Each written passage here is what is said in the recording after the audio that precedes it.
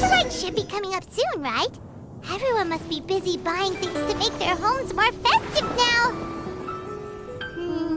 Wonder what this year's theme is going to be. Oh, Paimon can't wait to find out! Let's hit the Liyue Harbor and ask around! Kuching and Charlotte! Paimon never thought she'd see you two together. Nice to see you again, Traveler and Paimon.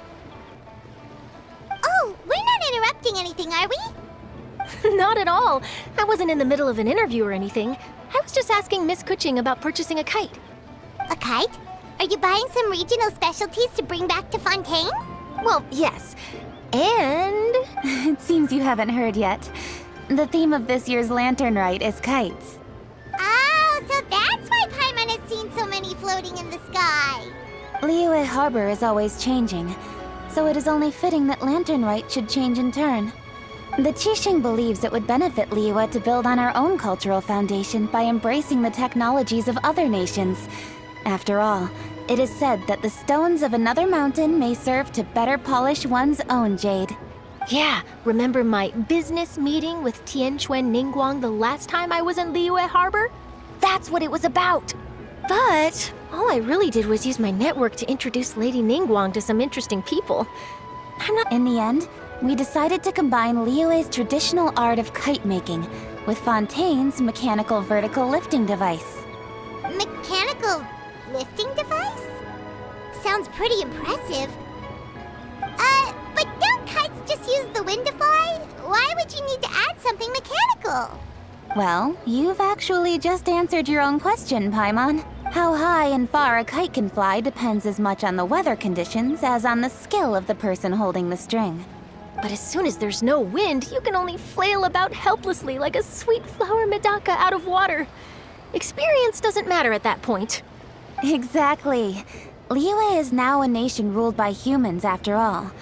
It's about time we had the power to make a kite fly, don't you think? Plus, the easier we can make it to enjoy, the more people will want to participate. Right? I also thought it was a novel idea. Plus, it shouldn't cost much to do. With Miss Charlotte's help, everything has gone smoothly. Our new mechanical kites are already available to purchase from a stall in the harbor. We're having trouble keeping up with demand. We also gave quite a bit of thought to the price. We didn't want it to be too much more expensive than a traditional kite. Cool! Turns out you two and Ningguang like playing with toys just as much as Paimon! Toys? They're not exactly toys. You see, Miss Kuching, that does seem to be everyone's first reaction. Although kites are one of our most time-honored cultural relics, outside of their use in certain ceremonies, I suppose they're considered playthings more than anything now. But to me, there's so much more than that.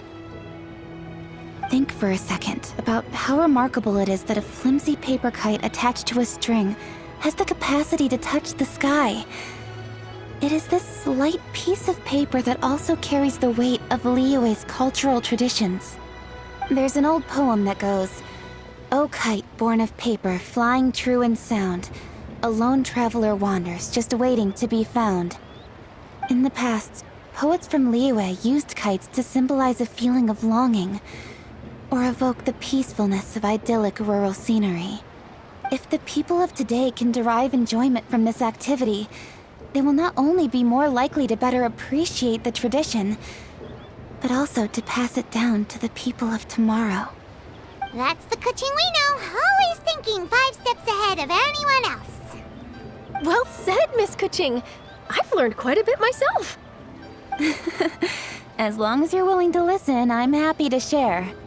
I also know quite a lot about the various folk traditions related to kites. For example, whenever a kite blew away, people would say it was the Adepti that summoned the wind to take it away as an offering. That way, you can turn an unfortunate event into an auspicious one. What about something more fun? Do you know anything like that? More fun? Let me think. Oh, I suppose we should first talk about how kites are made. It's another one of our precious forms of traditional craftsmanship. My grandfather told me that, back when he was a boy, children learn the art of kite making step by step from their elders. First, you use the thin strips of bamboo to construct the frame. Then, you draw a design of your choice on a piece of paper, paste it onto the frame, and tie on the string. Then, you look towards the sky and release the kite to soar among the clouds. Some people write down certain names or desires on their kites, cut the string, and let them fly free. Others may place particular thoughts or meaning into the design itself. Are certain designs associated with certain meanings? I'm gonna jot all of this down. Well, for example, kites in the shape of a butterfly typically symbolize freedom, happiness, or the desire to break free. Fascinating. What else can you tell me? The scissored-tailed swallow is the most classic design. It symbolizes good fortune and joyful tidings. Different colors also have small variations in meaning. Are these commonly understood meanings and symbols in Liyue? Kind of like the language of flowers in Fontaine. I believe so. Most have probably heard something about it from their elders at some point. If you're interested, Miss Charlotte, I have several books on the topic that I could lend you. They could be a useful reference. That would be a huge help! Great! Looks like I've got the outline for quite the article on my hands. Perfect! We're gonna take a look around. Then I'll show Miss Charlotte to my home for a little while. I almost forgot. The Ministry of Civil Affairs is hosting a kite flying contest on the night of Lantern Rite. If you're interested, you're more than welcome to bring a kite and participate. The rules are simple. Whoever flies their kite the highest and furthest within the time limit will receive a special honor along with a secret prize. I've already prepared more than enough empty film for the event. I can see the spectacle already. Maybe tone it down a bit, Traveler. What if we don't win? It's better to keep a low profile until the competition starts. Then we'll give them a show they never saw coming. Oh, that secret prize is ours. Then I'll look forward to seeing your performance. You bet! See you then!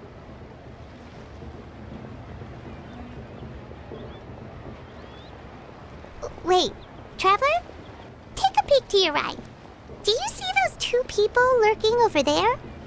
Is it just Paimon? Or were they staring at us the whole time we were talking to Kuching and Charlotte just now? They seem fishy. Huh. Well, yes, but something's up. Paimon just has a bad feeling. Do you think they could be treasure hoarders? They always seem to be stirring up trouble during Lantern Rite. Oh, Paimon's sick of waiting around for something bad to happen. We should strike first, you know. Foil their plans before they even begin. You go right, Paimon will go left.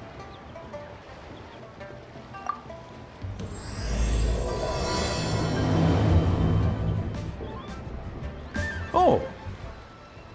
It is with such an air of urgency that you appear before us. Your comportment suggests you believe us to have committed some heinous crime. Perhaps you could enlighten us as to your intentions.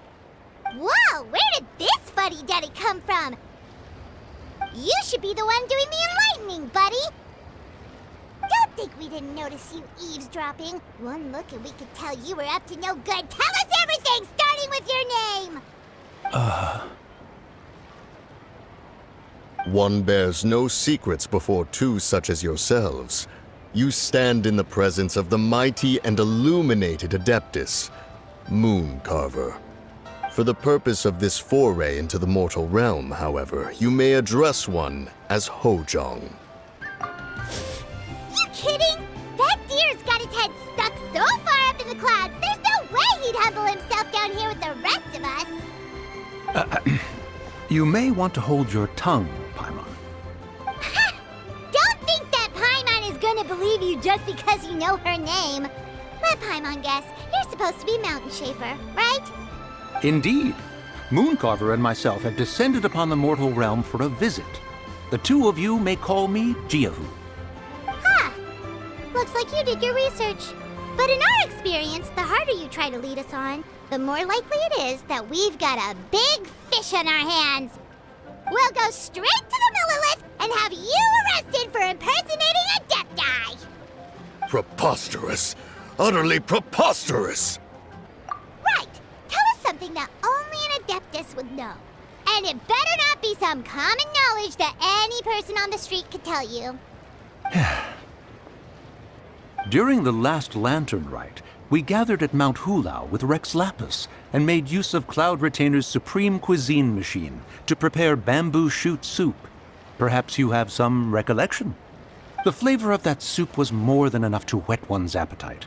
As such, Cloud Retainer assented to my use of the device beyond that singular occasion, providing other recipes to boot. Since then, one has dabbled in the pleasures of the culinary arts whenever time allows. Dabbled? Upon one's last sojourn to your mountain, did you not immediately attempt to hide the device behind a chunk of amber as soon as one's presence was known? Did one not speak up on your behalf but a moment ago? This is how you choose to repay that kindness? One is simply trying to emphasize the veracity of our claim. That does not mean you should reveal personal matters so readily. They might think one bears no difference from Cloud Retainer. Forget it. One does not have the breath to waste on such petty trifles. That might have been more detail than we needed. Seems like you two are the real deal, and Paimon's sorry for suspecting you. But, for beings as forgiving as yourselves, this is just water under the bridge, right? You indeed have an agile mind. Cloud Retainer was not mistaken in her high estimation of you. Paimon's still curious about something. It's just... Paimon can understand why Mountain Shaper is here, but why did you decide to come to the city, Mooncarver? It's not really your thing, is it? It is but an inevitable eventuality. Long have the mountains remained strangely idle since Cloud Retainer's move to Liyue Harbor. With Lantern Rite near at hand, one would expect Cloud Retainer to provide us with an account of the festivities in advance. Yet to this day she has failed to appear. Cloud Retainer is hardly the forgetful sort. One must never rest idle in the face of that which demands action.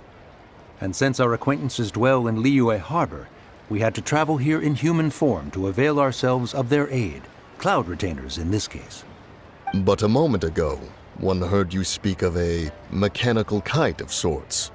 It appears the essence of the situation has hitherto revealed itself. Now it is time for one to retire back to one's abode.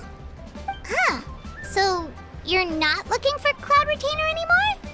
Perhaps there are aspects of Cloud Retainer's temperament that remain opaque to young Paimon.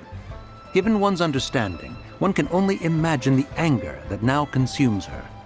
Cloud Retainer is of a proud and arrogant disposition. She holds the belief that her skill in mechanics surpasses that of all others. One can be quite certain it is hardly with an open mind that she regards the arrival of this new technology. One surmises that she has shut herself away, refused all company, and buried herself in the study of her own creations. To call on her would only invite her rebuke. However, if you do happen to cross paths with her over the next few days, do pass along one's regards. Sure, leave it to us. Have a safe trip back, enjoy the scenery, and happy Lantern Rite! Thank you for your kind words. We shall now depart. We got all worked up for nothing, huh? All that trouble and it turned out to be people we knew all along! Well, it's still pretty early. Let's head over and check out the kite stalls. Paimon wants to see what kinds of kites we can buy to use in the competition. The bigger and prettier, the better. Welcome! Are the two of you looking to buy a kite? Would you like me to go over the different designs? Ooh! A scissor-tailed swallow! And a butterfly! And... oh! This jade chamber design is our newest. It's been selling like crazy over the past 2 days. Does it also have a unique meaning? Of course. The Jade Chamber symbolizes wealth and abundance. The kite bearing its design is said to bring riches in the future to those who fly it. Oh, now that's Paimon's kind of kite. I apologize for the interruption, but are all your wares in order, Miss Genuine? Yes, they're just over there. The paper, bamboo, and dyes. All the necessary kite-making materials. Wonderful! I'll pack them up and get a guard to deliver the goods to Yilong Wharf for you. Yilong Wharf? Oh, wonder what that place is like during Lantern Rite. Paimon would love to go take a look. Well, if the two of you are interested in going to Yilong Wharf, then could I trouble you to find Gaming and deliver these goods together? Is Gaming the guard you just mentioned? Well, yes. The communications office handles shipments and transports around Liyue. He works for the Secure Transport Agency, one of our sub-organizations. The problem is, many of my colleagues have taken leave during Lantern Rite to spend time with their families. So, our available workforce has seen a dramatic decrease recently. If you were willing to help out, then I could get a head start on my next appointment. You do seem really pressed for time. Oh, wonderful! You will, of course, be compensated for your efforts. Now, at this time of day, Gaming should be somewhere in the vicinity. Just follow the main road until you see the head of a Wushu dance costume. Should be on your right. Be sure to come back if you'd like to buy a kite. I'll even give you a discount. Wait, I thought we had an agreement. A loser buys dim sum tomorrow? Look at you, scowl like that for much longer and your face might stay that way. Hey now, don't be upset. How about this? You extend the invitation, and I'll pay. No way, Gaming. You're always the one picking up the tab. I'm not trying to be a sore loser. I just didn't expect you to come from behind to win like that. That was nothing. All in a day's work, friend. Perfect, Gaming is here. Sorry to interrupt, Gaming. We just spoke to a guy from the communications office who needs you to deliver some goods to Yilong Wharf. Oh, it must have been Longzhou. Looks like I've got work. Gotta go. Sure, go do your thing. Let's have a rematch when you get back. I won't let you win so easily next time. Alrighty, you can hand the goods over to me.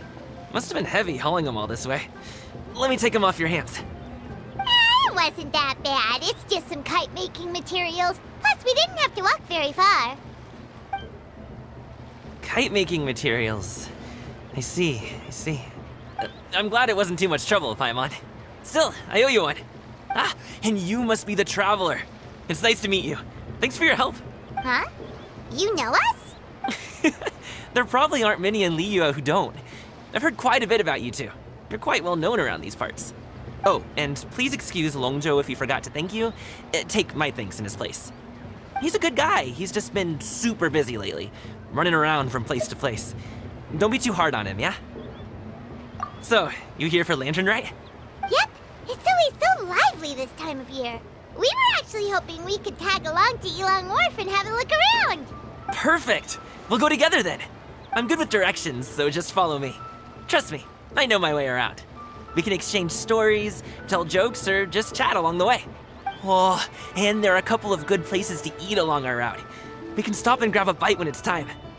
The ingredients are fresh, the portions are generous, and the prices won't break the bank. You can order anything, and I promise, you won't be disappointed. Order anything? Hey, did you really have to call Paimon out like that in front of our new friend? Don't worry, I understand. I joke around like that with my friends, too. It just shows how close you are. Do you need to pack anything up before we hit the road? I can wait. Nope, our things are always packed and ready. We're pretty much travel experts at this point. Oh, that's right. Then let's get going. If we run into any trouble, you can count on me to protect you. I am a guard, after all. Ooh, the docks are just a bit further. One step at a time. Hang in there.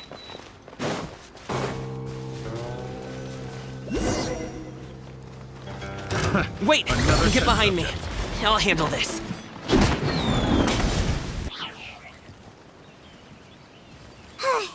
Seems like we really can't go anywhere without running into treasure hoarders, can we? Yeah, It's not uncommon for deliveries to get intercepted. That's why this job needs guards like us. Paimon was impressed by your moves back there. You seem like a real pro at your job. Oh, that's not a skill I learned on the job. It's just a hobby. Have you ever heard of wushu dancing? Really? Wushu dancing is famous in Chunyu Vale. Performers might be invited to promote the opening of a business or to spread good fortune during a holiday season. But I must admit, it has nothing on the popularity of the Liyue Opera. I'm also well aware that people in Liyue Harbor aren't exactly jumping at the chance to watch wushu dancing. So, it's not something I do full-time. Huh? You have 2 jobs? How do you have the energy to do all that? It's not that tiring. You just have to take a rest. Ah, Paimon gets it, so you must sleep a lot then. Not really. Just yesterday, I stayed up all night playing cards. Oh. Let's go. The docks are just up ahead.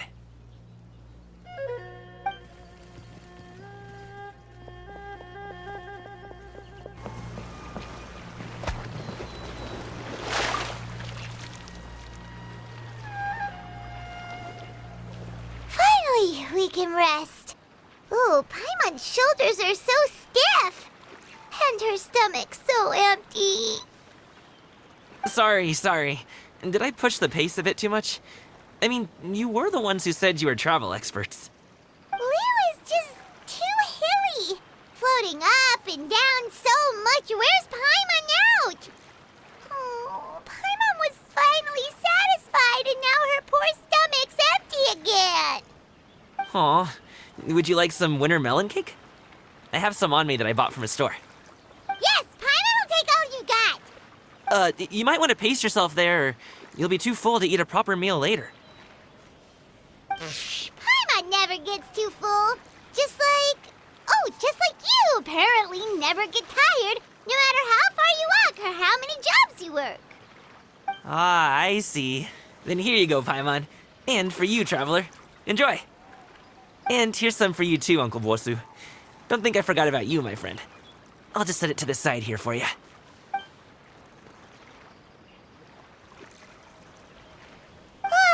That hit the spot. Paimon thought she was going to starve to death for a minute there. That close of a call, huh? I've been eating winter melon cake ever since I was a kid. You can buy them from all sorts of places, whether it's a small vendor on the side of the road or a big restaurant in the city. But each place produces cakes with a slightly different flavor. If you like these ones, I can give you the address of the shop I bought them from. I'll just have to check when we get back. Oh, all my jabbering must be making it difficult for you to enjoy the scenery in peace, huh? Don't be afraid to tell me to zip it for a little while, okay? Really, I won't be offended. It's okay. Paimon is kind of enjoying listening to your chitter-chatter. Aw, a fed Paimon is a happy Paimon, huh? Hey, Paimon can be in a good mood anytime she wants. Need some fresh bamboo. Woohoo! We're here! Don't forget your things, and watch your step as you get off the raft, or you're in for a swim. Thanks for the ride, Uncle Bosu. You take care of yourself now. I'll see you some other time. Okay, follow me. This way is fastest. We'll have to take the elevator up to the secure transport agency.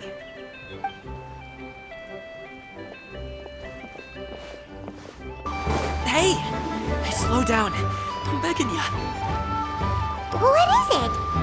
No one's gonna try any funny business when the street is this packed, right?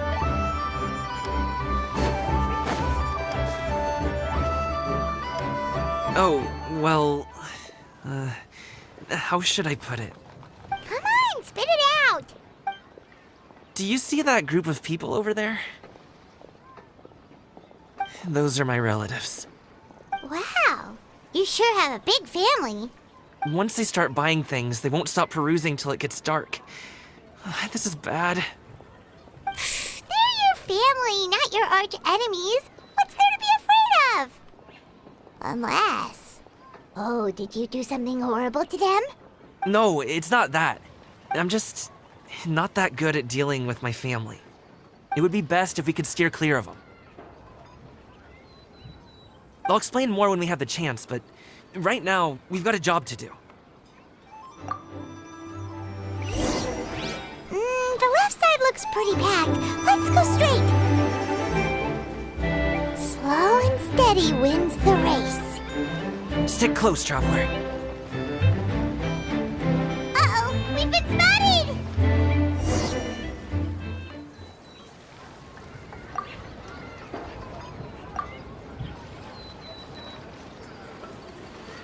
Gaming, when did you get here? Oh, you've lost even more weight. How long are you planning on staying this time? How's work been? It sounds tough. You should visit home more often. The last time I spoke with your dad, he couldn't stop talking about you. He seems worried. Causing trouble again, are you? That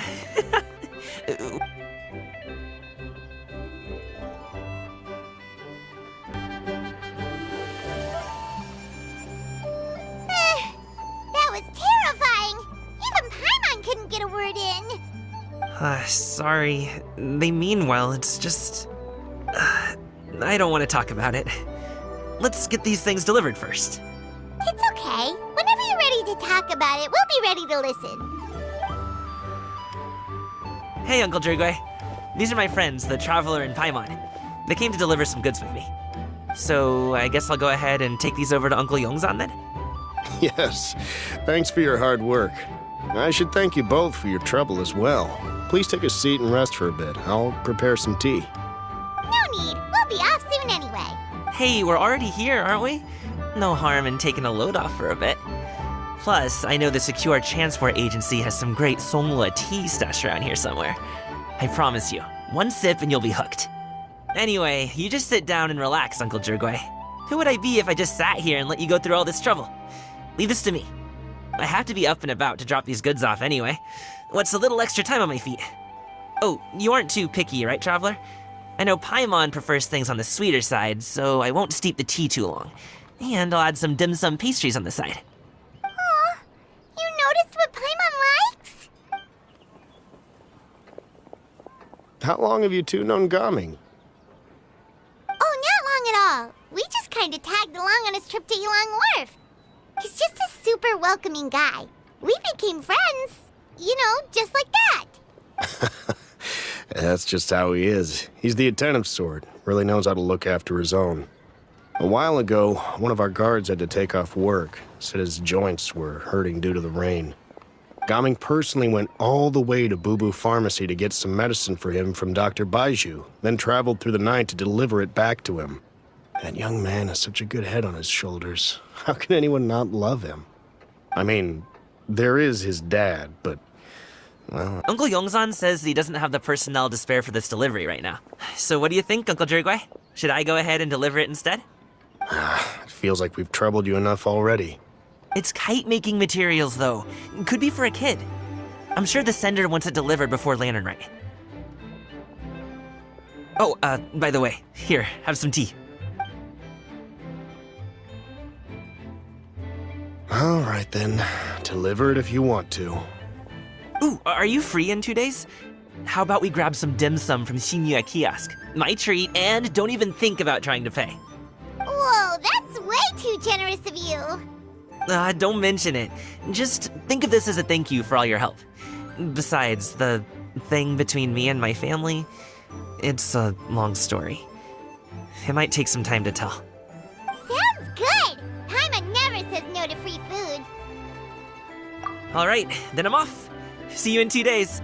Oh, and Paimon, make sure not to eat too much before then. Don't say I didn't warn you. Is he underestimating Paimon? She's just gonna have to show him how much she can really eat. Anyway, is Gaming's family situation really that complicated? He has such a happy-go-lucky personality. Plus, he's an enthusiastic and diligent worker. It's hard to imagine a guy like that being troubled by much. How should I put it? Since he already plans to tell you himself, you don't need an old man like me to add my 2 cents. You seem to be around the same age, so you might have a lot in common. Perhaps you could help him talk things through. Consider it a favor to me. If you have the time, maybe you can make a little flag for us to wave about. It can say, "We provide aid in spades." Well, I can certainly arrange that. Is there anything else you wanted to say? Wait, seriously? Paimon was just joking, but Seems like Gaming really has rubbed off on you. Would you like some more tea? I think there's some left. no thanks. We came all this way and still haven't gotten a chance to look around the wharf. We should see the kinds of kites they got. Maybe they'll have ones you can't find in Liyue Harbor. All right, then. Please do let me know if you'd like more tea. You're welcome to stay as long as you like. Gaming is a good kid. I just wish he could reconcile with his family. You're around the same age, so he might listen to you. Please talk things through with him.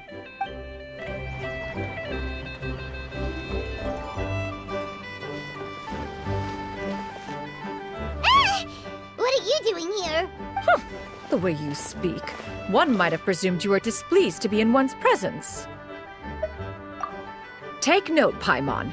You could learn a thing or two about how to respect your elders. Ugh, starting on the elder stuff already, huh? Shouldn't you be back in your cave tinkering away at some kite-related thingamabob or something? What brings you out here? And what's with that huge box next to you? Ah! Paimon gets it. You're here to do some shopping, aren't you? And what of it? The Qixing's decision to integrate Fontanian technology into said kite-flying competition is of no consequence to oneself. Did you expect one to willfully compete against the whimsical trends of worldly sentiment, or perhaps even fall to petty sulking over such? It's not that we think those things exactly. That's just what Mountain Shaper and Moon Carver told us, or Tia something and Ho. Paimon can't be bothered to remember what their aliases were called. Anyway, they went to Liyue Harbor to look for you. They even asked us to pass along their regards if we ran into you. Tianyin? It appears time has quite flown since one's arrival in Liyue Harbor. How could one have forgotten about those two old fossils? One shall have to bring them back some divine herbs to atone for this slight. Nay, given that one has ventured all this way to Yilong Wharf, tea would be more advisable. A great thought has illuminated one's mind once again. One is reminded that certain purchases have yet to be made. Perhaps you two could wait here whilst one performs this task. It'll be but a moment. Huh? Wait, here? You really just gonna ditch us here to watch your stuff? Oh, that woman really just does whatever she wants. Hey, not you too, Traveler!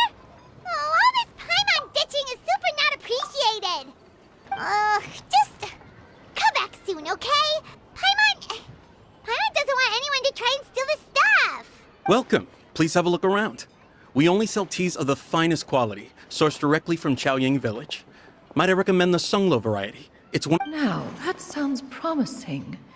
One will bring some back for those old fossils, and all will be well. 2 boxes will do. Wonderful. By the way, we're actually running a special Lantern Rite promotion. Buy 3 boxes, get 10% off. 4 boxes will net you 20% off. 20% off 4 boxes. This merchant strikes a fair bargain. One might as well give some to Morax and Ping, too. Then 4 shall suffice. I see. Are you intending to give these as gifts? If so, perhaps I can interest you in these exquisite gift sets. Buy 10, get half off. Look at the magnificent design, and the red ribbon gives quite the festive flair, don't you think? Such a gift would be sure to impress any lucky friend or family member. 10 boxes. Seems rather excessive. But if one factors in the Conqueror of Demons and one's disciples... 10! A nice round number, don't you think? Of course you do. I'll even shave a little extra off the price for you. That is agreeable. One will... I will have these boxed up then. Of course, right away. I see you have quite the eye for fine items, mademoiselle. Perhaps some of my wares might also be of interest to you. I'm a toy merchant from Fontaine. You'll get nothing but the finest and most intricate clockwork toys Mora can buy here, each one sure to be a source of endless amusement.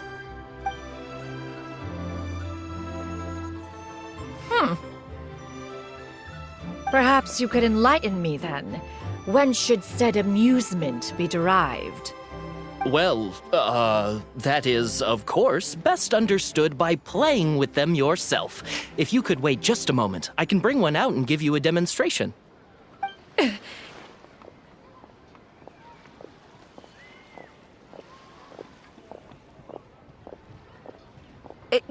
There is no need for that. Mademoiselle. Give me your newest and finest model, and be sure to package it securely. Ah, of course. Here you go. The instruction manual is...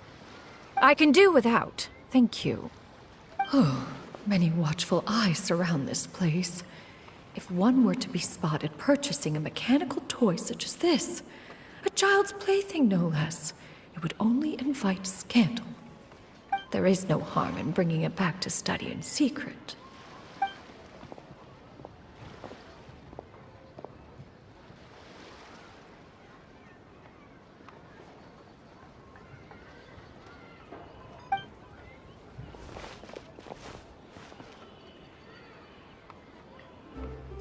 Oh, Shenyan! Did your shopping go smoothly?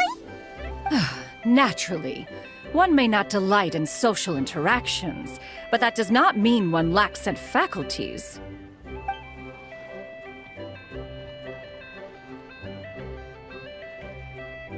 And you two? Are you not here to purchase things? We just haven't had time yet. It doesn't look like there are any kite stalls around Elong Wharf, but it does look like there are lots of goods from Fontaine. You are also planning to participate in the kite flying competition, then? One means to say, you along with all the other youths.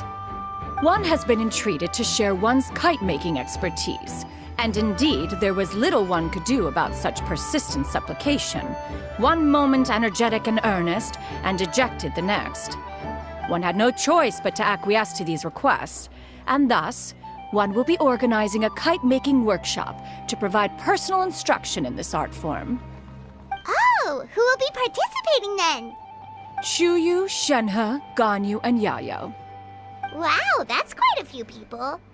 Also, this is all pretty well, Xinyun, but it's not like you have to make your own kite to participate in the competition. You can just buy one ready-made and call it a day. Ha! You speak of those equipped with the mechanical lifting device, do you not? 'Tis nothing but a crude piece of mortal machinery. The mechanism that one has developed was the fruit of millennia of meticulous study. Let us not speak of the source of the mechanism's power, but rather its structure. It is composed of materials as light as bamboo and as strong as iron. This composition grants it the lightness of weight to ascend into the sky and the durability to follow the wind for many a mile. It is built with a series of intersecting rods that... Never mind. It is unlikely the two of you will understand, even should one expend the effort to explain. One is better off saving one's breath. It sure seems like you want to talk about it, though. So, will you be attending the workshop or not? Huh? Wait, you've been trying to invite us this entire time? All right then. No need to prepare the materials in any case. One has it all sorted. Arrive at Mount Outsong in 2 days. I shall be expecting you around midday. Are you leaving? Don't you want a guard to help you with that big box of yours? Surely you jest. One goes as one pleases. For what reason would one need to rely on another?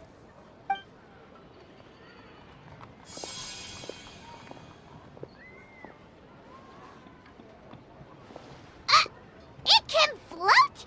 What kind of invention is One calls it the floating toting device.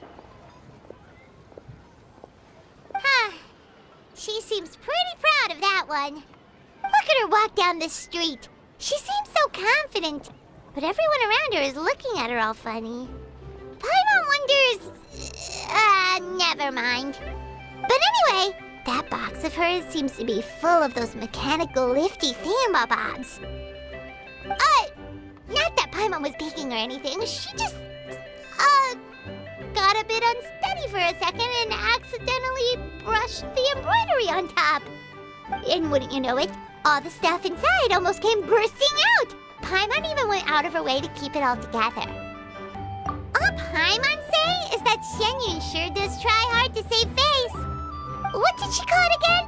A crude piece of mortal machinery? Paimon bets she just can't wait to take it apart and see how it's made. Totally. We should probably act like we didn't see anything, though. You know, in consideration of her feelings and all. After all, that is the propriety with which one should comport oneself. When it comes to an elder, right?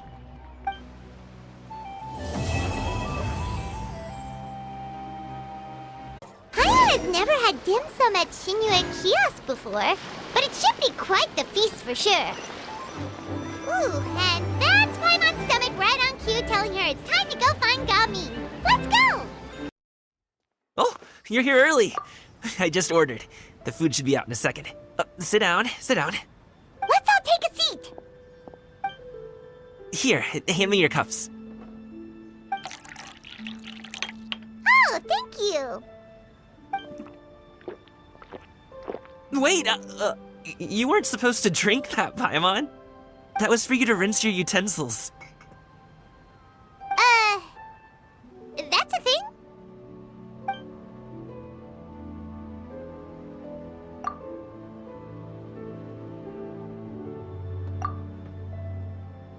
Wow, so much delicious food.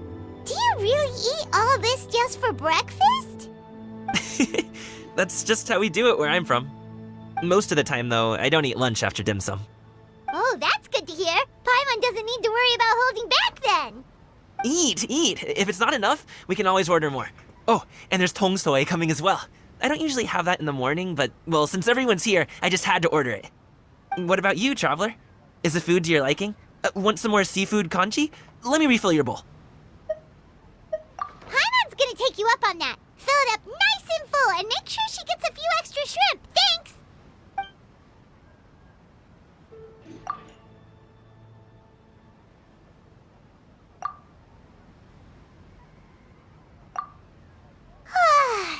So full. That meal was so satisfying, it even gave Paimon some extra brain juice. Oh, listen. Paimon's figured it out. Let's think about this for a second, Gaming. You invited us to this awesome restaurant and ordered a whole table full of expensive dim sum just for the three of us. Well, you must be hiding the fact that you're some young master from a rich family. That would explain why you try to keep your friends and family away from each other. Are you confusing me with Xingqiu? Huh? You know Xingqiu? You sure know a lot of people. Well, when you're on the road as much as I am, you hear all sorts of rumors. Sometimes they're true, sometimes they're not. What it comes down to is being able to tell the difference. More often than not, that means knocking on some doors to find out for yourself. Oh, you truly are a man of many talents, young Master Gaming. Okay, enough with the teasing. Sorry to burst your bubble, Paimon, but you're wrong about my family situation. What? Oh, Paimon thought she was onto something there. My dad is just an ordinary tea merchant. Small-scale stuff, you know? It wouldn't even make sense to mention his business in the same breath as the Feiyun Commerce Guild. My dad... he always wanted me to inherit the family business, to be a merchant like him. But that's just not who I am. It's not who I ever wanted to be.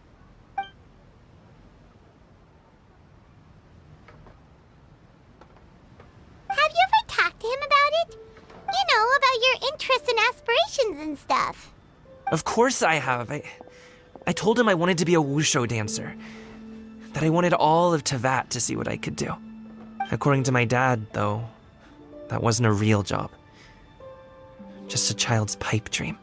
Oh, that's terrible. I'm sure he thought I would come around eventually, but wushu dancing has always been the only thing I wanted to do. One day, he tried to get me to visit some other tea merchants to start building the right relationships, but I refused to go.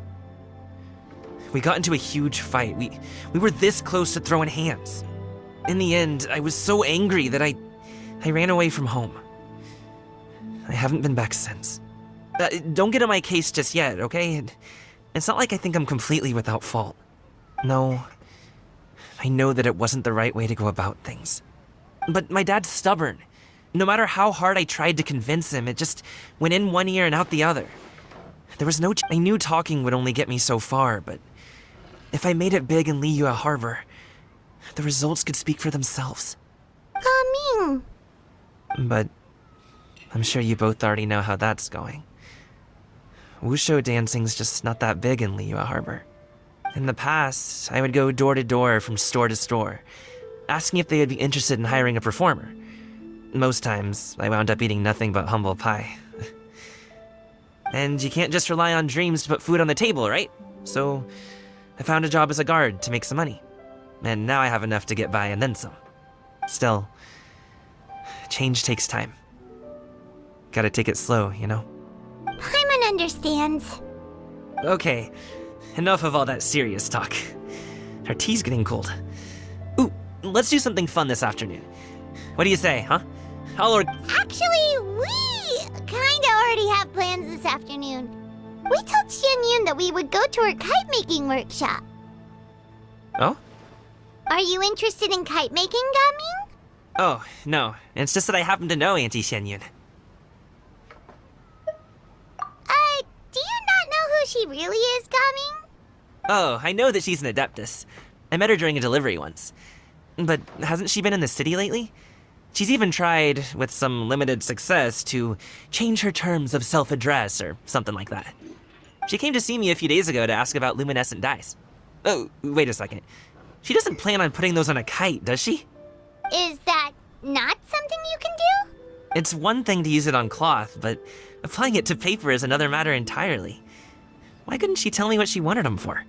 Yeah, she does seem to have trouble with that sometimes. It would be such a shame if everyone worked so hard on their kites only for them to get ruined in the end. Okay, I'll go with you.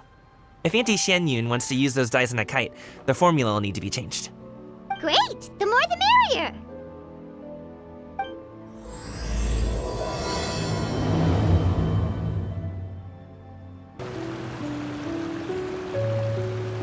Ganyu! Ganyu! Come on, wake up! Some friends have arrived! Hello, friends.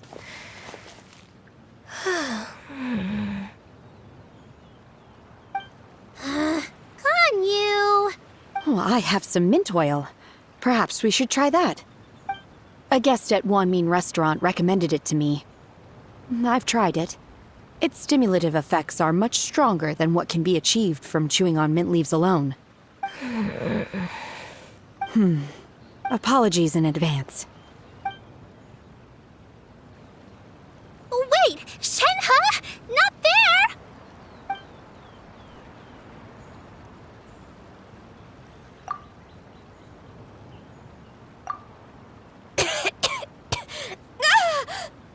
See? It worked. She's awake. Are you okay, Ganyu? Do you need some water? Or maybe something to eat? I'm fine. I just feel chilly all over. Huh. Was it that effective? Chilly, huh? Master always says a cool head leads to a calm heart. So, does this mean that heat's what we need to help you, Ganyu? Paimon doesn't think that's what the expression means exactly. I feel a bit better now. Was I asleep? Must have been around the time I usually take my midday nap. Did you not sleep last night? That does seem to happen to you often.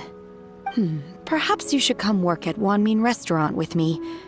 We get off at 10 on the dot every night without fail. I could never. I'm sorry. I seem to have missed your name. You are... Me? My name is Gaming. I work as a guard for the Secure Transport Agency. Gaming. The name sounds familiar. I believe I've heard your name mentioned around the Ministry of Civil Affairs. People tell me you're an extremely enthusiastic worker, and you are very generous with your help. Well, you know me. Or, I guess you don't. My name is Ganyu. This is Shenhe, and this is Yao Yao. It's an honor to finally meet you all. Oh, you must be here for Auntie Xianyun's kite-making workshop, right? Yes. I have neither made nor flown a kite before. As long as Master is willing to teach, I am willing to learn. Me too! I want to participate in the kite flying competition with my best friend! Plus, it's more meaningful if you make the kite yourself, right? Your best friend didn't come with you? Well, Chi-Chi's been super busy helping Dr. Baiju lately. I'll meet up with her later and give her a huge surprise. Oh, I also brought bandages and ointment with me today. It's easy to cut yourself when working with bamboo, so I thought I should come prepared. Wow, you're really thoughtful. As for myself, I'm afraid I lack some of my companion's enthusiasm. I was originally planning to buy a ready-made kite and just enjoy the festive city atmosphere with everyone. But Cloud Retainer is always going out of her way to look after her juniors, wanting us to have the best there is. She always puts us before herself. It was so thoughtful of her to arrange this workshop, so I simply couldn't let such consideration go to waste. My motivation for being here might be a little different, yes, but I'm ready to put in just as much effort as everyone else. Well, we're all here, but where the heck is Xianyun? Shouldn't she be here by now? Who is it that speaks of oneself in such an ill-tempered tone? Oh, come on! You clearly heard Paimon! Master stopped to buy grilled tigerfish to share with everyone. Come get it while it's still warm. Oh, Paimon, sorry, Miss Illuminated Bird! Paimon always knew you were the smartest, coolest, and prettiest Adeptus. Someone as wonderful as you is sure to have brought enough for Paimon as well, right?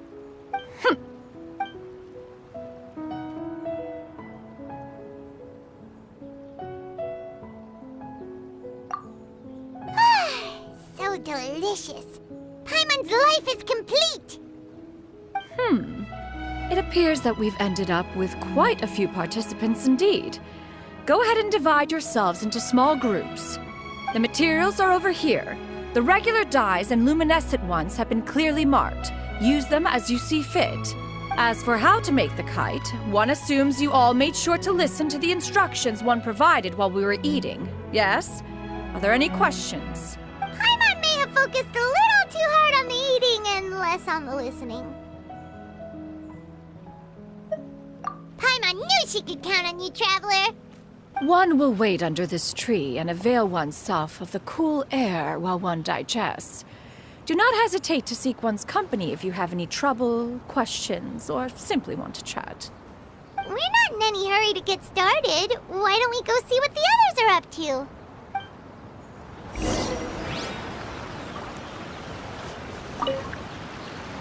Hey, Gaming! Want to team up? Huh? Wait, I have to participate? I thought I'd be done for the day after adjusting the dye formula. You're that unenthused by kite making, huh? That doesn't seem like you. No, it's not that. It's just... it would take too long to explain. I guess I'll just make one then. What shape should we go with?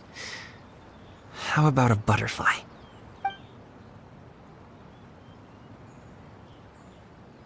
What do you think, Shuyu? Is there a particular design you want? I want a swanee! That might be a little hard to pull off. True, but I still want to try. They're super cute. Okay, it's decided then. Gaming, can I do the coloring? Sure. I'll go ahead and make the frame for you.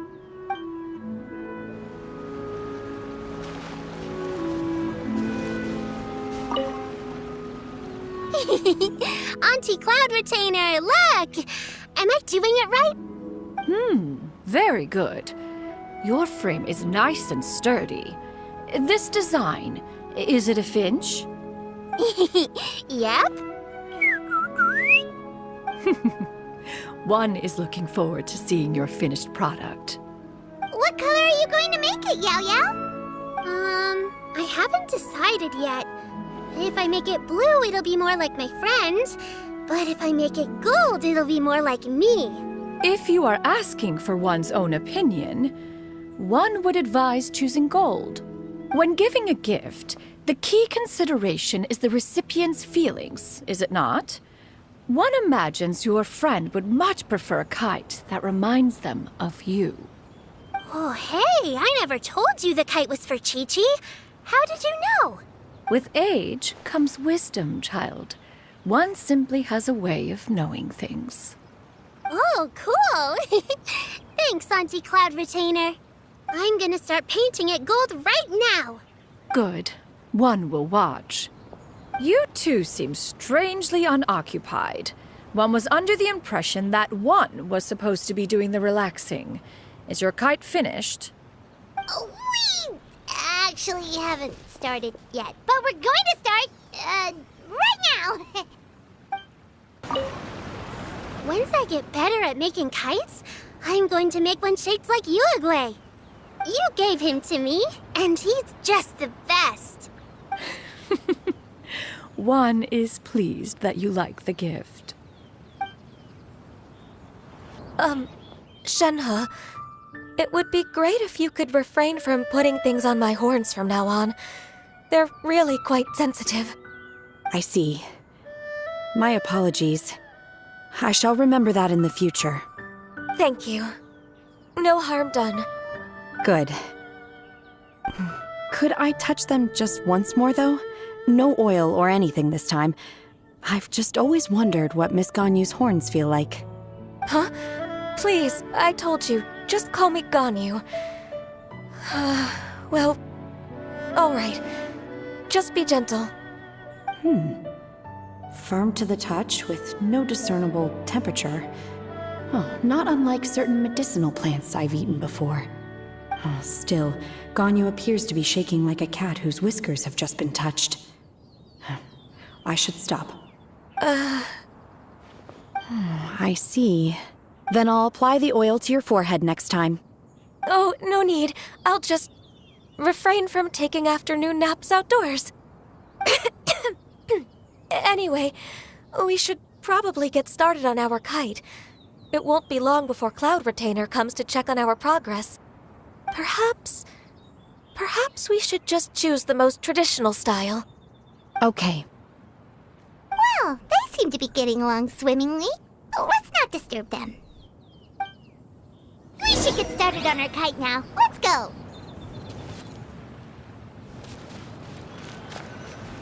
The scissor-tailed swallow sure takes a lot of curved bamboo rods to build.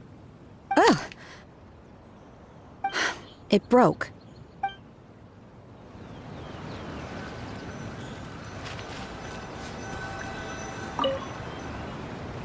First, we have to decide on the shape. Hey, what are you laughing at? Oh, that's not a completely crazy idea.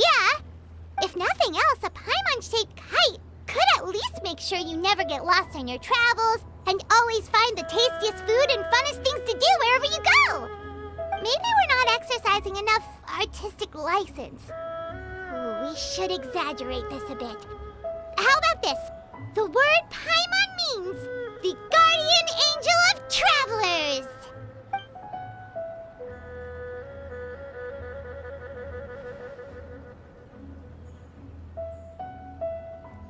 Now, what expression should we give her, since the kite is going to be flying super high in the sky? Ooh, like this? Ooh. The title of Champion Kite Flyer is mine! Since the kite is going to be flying super high in the sky. It's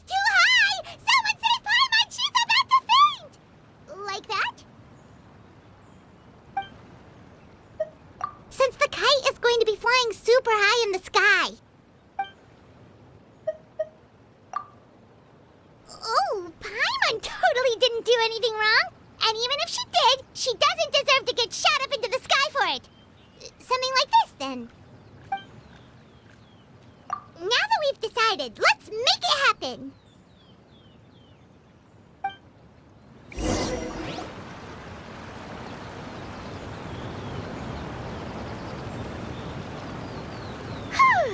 It's done! Paimon has to say. Kai Paimon might even rival real Paimon in terms of cuteness. Now we just have to attach the string, right? All right, gather around, everyone. Oh, Shenyun's calling us!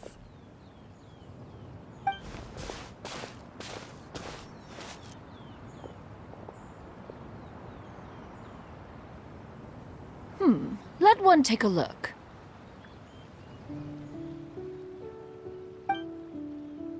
Wow! Ganyu and Shenhe made a scissor-tailed swallow! It's so pretty. Yep. The coloring makes it look a lot like Master. If the tail wasn't split in two like that, it might even be a spitting image. If you look closely, there are a few spots where the colors go outside the lines. Did you doze off while painting it, Ganyu? I did the painting. I stared at the paper for quite some time, but I simply could not recall the coloring of any bird. Except Master. Or should I say that I'm too familiar with her crane form? Even when she stands before us in human form, all I can see is blue and white. Oh, well, now that you mention it, Paimon can see it too! Exactly. So I simply closed my eyes and painted from memory. No way. You can paint with your eyes closed? Wow, the disciples of Adepti really are something.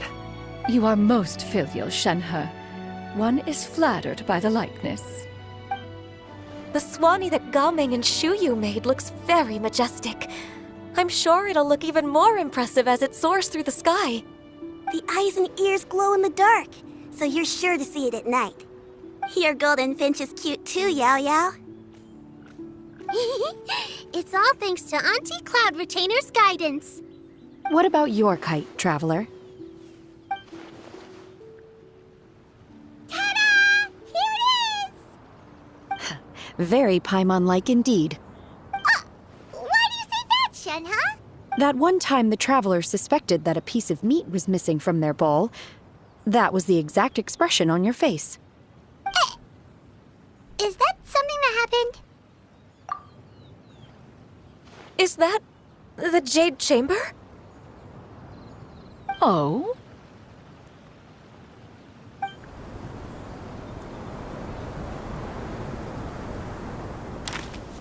Who dares attempt such a flagrant display of impropriety by releasing a kite into one's territory without one's permission?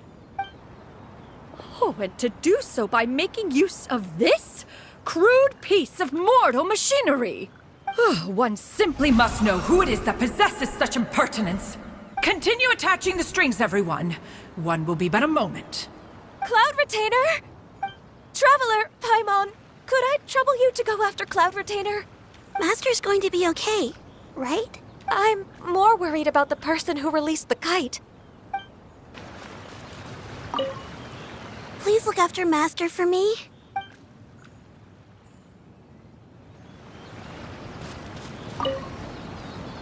Master is not without her principles. We need not worry too much.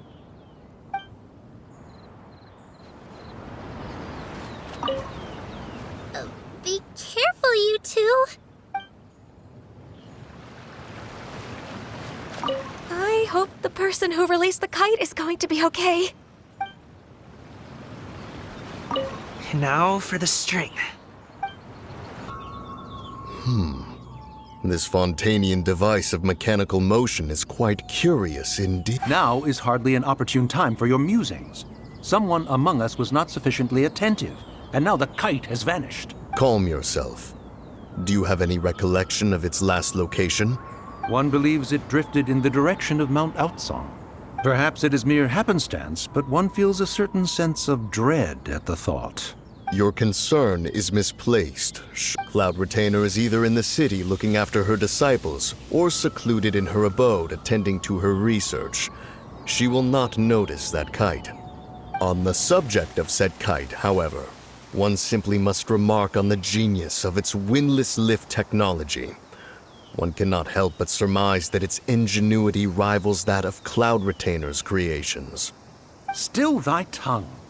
If Cloud Retainer were to hear you profess such a thing, we can both say farewell to any further use of the Supreme Cuisine machine.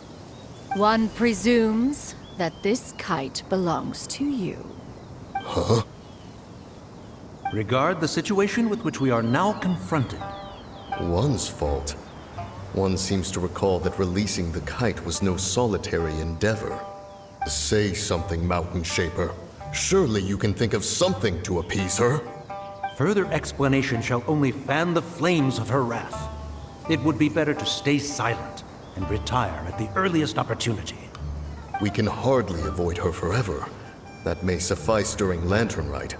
But what about the Moon Chase Festival? Sooner or later, she will discover our true identity. Hello? Go retrieve the kite. Absolutely not. You retrieve it. That is not our kite. Oh, so an adeptus such as oneself is mistaken then? Ah, you're an Adeptus? Please forgive us for any impropriety. I truly possess no inkling of who could have released a kite into your esteemed domain. Pray, who could be responsible for such wanton behavior? Verily, verily, we were but delighting in the surrounding scenery. This locale is home to such exquisite... mint! Well, and if that's all, then we'll just be on our way. We finally caught up. You sure do fly fast in your illuminated bird form, Shinyan. Mooncarver? Mountain Shaper? What are you doing here? You? Okay, now Paimon's getting a weird vibe. Did she say something wrong? It is of no consequence. Long has one seen through their disguises. One was simply curious as to how long they would keep up the act. Then you are not angry? How could one feel anger at the sight of two old friends enjoying themselves? One is also well aware of how enticing these city novelties can be. We were simply consumed by a fit of festive spirit. Seldom do we get the opportunity to partake in the delights of the times. However, we are far from being as adept as you in matters that require a deftness of hand. No worthy kite could be born of our own making. Thus, we could only take the convenient route, so to speak. Your prowess in mechanics is unparalleled, Cloud Retainer. You wield the wind and waves themselves. Your singular talent stands unmatched across the land. Of this, we are well aware. One has guests to attend to. We will have to convene again some other time. Traveler, Paimon, do try to keep up. We're leaving already? All this flying from place to place is wearing Paimon out.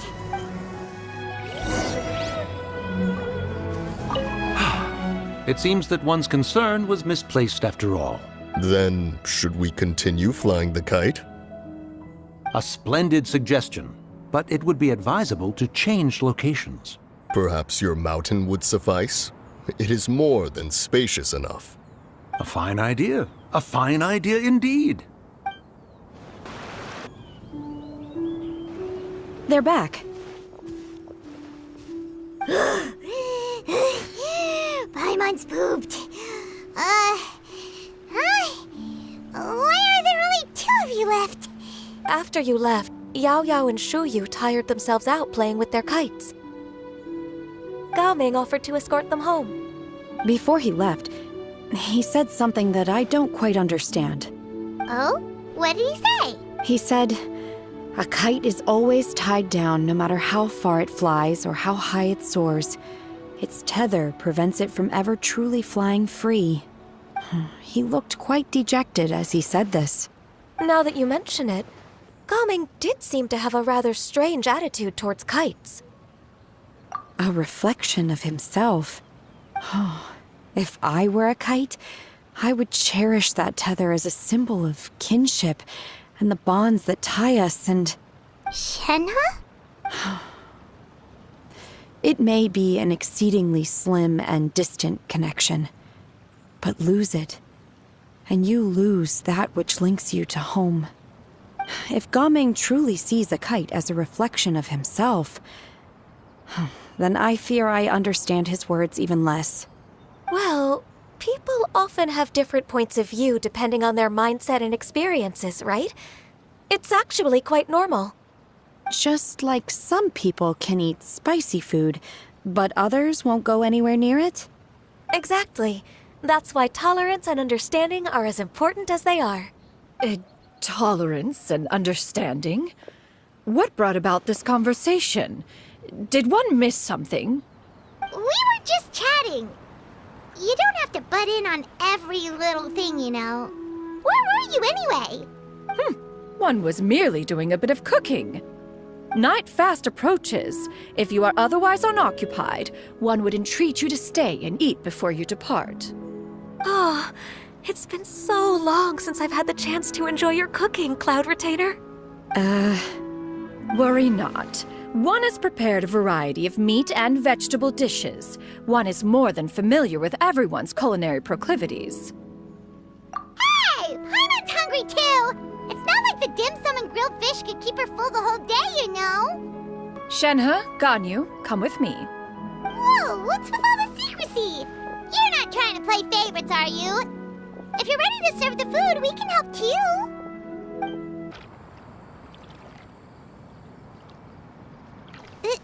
This is...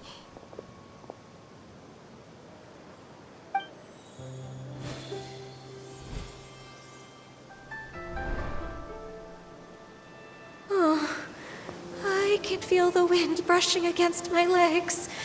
This is a bit embarrassing. Is the headpiece secure? I should have asked Cloud Retainer to check before I stepped outside.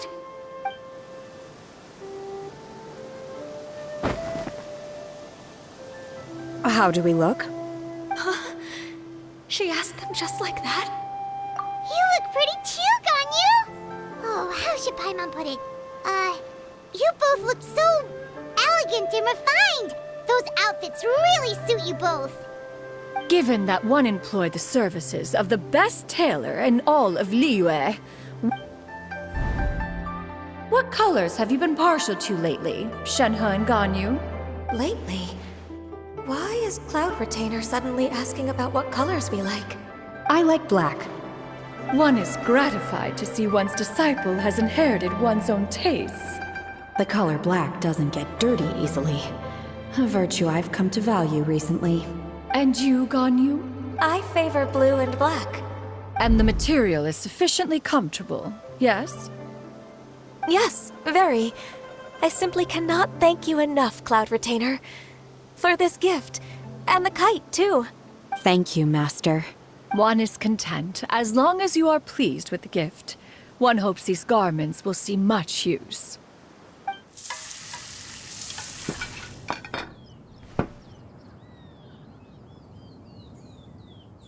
Seems like your supreme cuisine machine is just getting better and better, Xianyun! This golden crab's particularly good. The shell's deliciously crunchy, and the meat inside is so succulent and sweet! Paimon can't stop eating. It's a good thing Gaming isn't here, or Paimon would have to duel him for the food. You know, with chopsticks. He traveled all this way on account of the kite-making workshop, and he spent the whole afternoon looking after Shuyu. One was hoping to treat him to a meal. Oh well. One will just have to extend one's thanks in person. It's rare for someone to make such a good impression on you, Cloud Retainer. One has high standards. He appears to be a young man of much merit, and one is not the type who would see such potential squandered. It appears that he wishes to break free from the kite string that tethers him. Kite string? What strange metaphors you speak in, Shenhe. Ever since you returned from one mean restaurant, Your turns of phrase render one at quite the loss. Where do we even begin? Oh, do you know about the conflict between Gaming and his dad, Xinyun? One has only heard that the two are not on good terms. He ran away from home and hasn't been back since. Oh? Ran away, you say? Oh. One believes we would all benefit from a more thorough retelling. Start from the beginning. Oh, okay. Paimon just hopes he won't mind. What? This shall not do. Lantern Rite fast approaches. We must make haste. As one was contacting various tailors around Liyue, one could not help but be reminded of Menogias. He possessed a singular talent for clothing design. He had an exquisite eye, not just for fabric selection and color pairing, but also for what accessories could best accentuate a garment's overall styling. At a gathering of Adepti, Bonanis once complained in secret to some of the ladies in attendance that the skirt Menogias made for her was too long and impractical, lamenting that it would only hinder her in battle. However, when one asked Menogias his opinion, he remarked that the train of the skirt would serve to enhance her adeptal countenance by exemplifying a certain elegance. Menogias was that type of person. When it came to topics relating to garments and accessories, not even Rex Lapis could best his stubbornness. And later... one seems to have strayed off topic. One means to say that Lantern Rite should be a day of reunion. It is a time to address problems before they turn into regrets. Fate is fickle. The cruel reality of this world is that suffering and misfortune can befall any of us without design or reason. If there is a chance for young people to remain insulated from this reality, one should do one's utmost to make it so. That's nice and all, but... Do you have any ideas, Cloud Retainer? Perhaps adeptal arts could be of use. No. Mechanics, perhaps. One fails to see its use in a situation such as this. Is there anything I can do to help? Combining our efforts is a fine idea indeed. Aha! One has an idea. How about this? Does that make sense to everyone? Yep. Oh, Paimon really hopes this works. One's designs never fail. Now then, I counsel rest for all, and to make the necessary preparations. One shall see you in 2 days.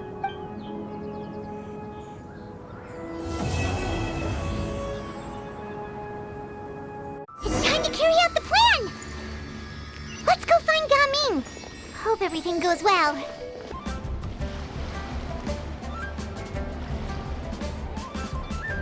Hi, Gaming! Paimon sees you've certainly gotten an early start this morning.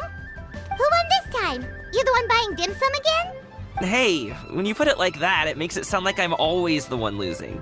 Ah, perfect, you're all here. There's an important commission I need your help with. All right, I've got the time. Where are the goods? It's not just goods this time. I need you to escort a tea merchant and their wares from Chaoying Village to Liyue Harbor. A very important client has requested to meet with him. Sure. What's this merchant's address? Here. If the client's that important, then this must be a very crucial, very pressing commission, right? Of course, the sooner you complete it, the better. I would advise you to depart as soon as possible. All right, don't work too hard now, Longjo. We'll set off then.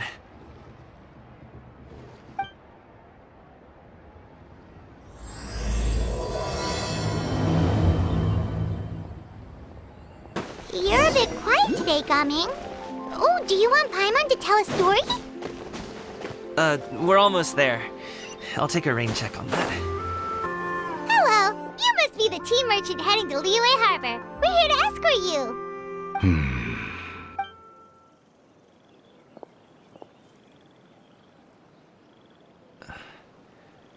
Dad? Oh, so you're Gaming's father? bother. It's nice to meet you. Just leave this delivery to him. Trust Paimon, he's got this in the bag. Gaming is super good at what he does. Everyone at the Secure Transport Agency says as much. Even the Ministry of Civil Affairs has nothing but good things to say about him. Seems like you've made some sort of name for yourself at least. The goods are all in order? Yes, they're all here. Then let's get going. A very important client has asked for you by name. You kinda have to come with us. Paimon doesn't know how we would explain ourselves if you just didn't show up. Plus, you'd be missing out on a huge money-making opportunity. I see. I suppose I will have to trouble you all to escort me, then. Let's go. We've been walking for so long. Is anyone tired? How about we stop and rest for a bit? I'm fine. Gaming, don't you usually have some delicious snacks on you? Come on, bring them out so we can share them. I'm fine. Thank you. But the winter melon cake he gave us last time was so delicious. Have you ever tried it before, Mr. Ip? Paimon. This place looks nice and open. Why don't you all rest here for a second? Huh? What about you? You're not going to join us? I'm not tired. I'll keep watch. Oh, but... Just let him go. Okay, we'll just share amongst ourselves then. Did you know, Uncle Ip, that the flavor of these cakes changes depending on... Halt! Who goes there? It appears that one's movements were overly conspicuous. Enough of your musings. Focus. Focus on the matter at hand. Present your exquisite ornaments at once. Indeed. Bring them forth readily and without protest. Ah! What do we do? It seems as if these two are acting alone. It won't be difficult to subdue them, but they might have something else waiting in store for Dad.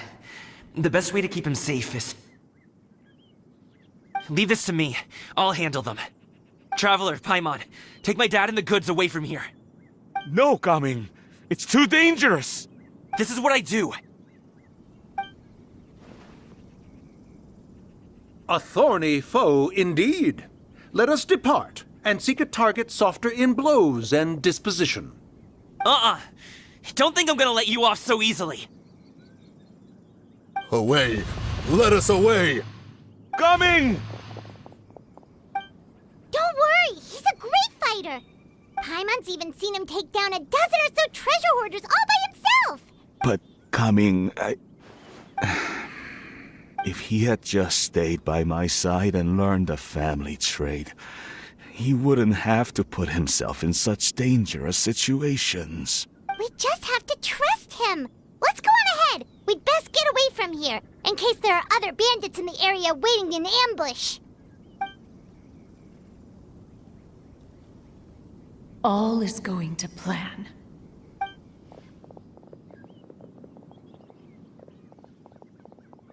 Okay, we should be good to stop here. Yongli? Oh no, what is he doing here? Good sir, please, listen to me. Reel in your line and leave this place as quickly as you can. There are bandits in the area.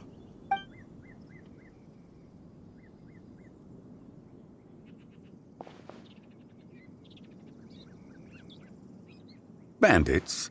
Acting in broad daylight? Oh.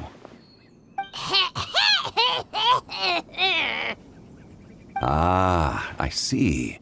It appears many people are catching a chill as of late. If your throat is bothering you, Paimon, perhaps some tea and rest are in order. Nope, no need. Paimon's fine. She just, had some cake stuck in her throat. If there are indeed bandits in the area, then we should inform the Millilith at once. Oh? Well, if that's the case, such matters are best left to those with the necessary expertise, wouldn't you agree? I suppose you're right. If ordinary people like us got involved, we would only cause more trouble. Since we find ourselves otherwise unoccupied in this beautiful area, why don't we find a quiet place to relax while we wait for good news? That would be lovely. So, Uncle Ip does have a reason to be worried. After all, Gaming, the guard we mentioned, is his son. Gaming. The name sounds somewhat familiar. Ah, yes.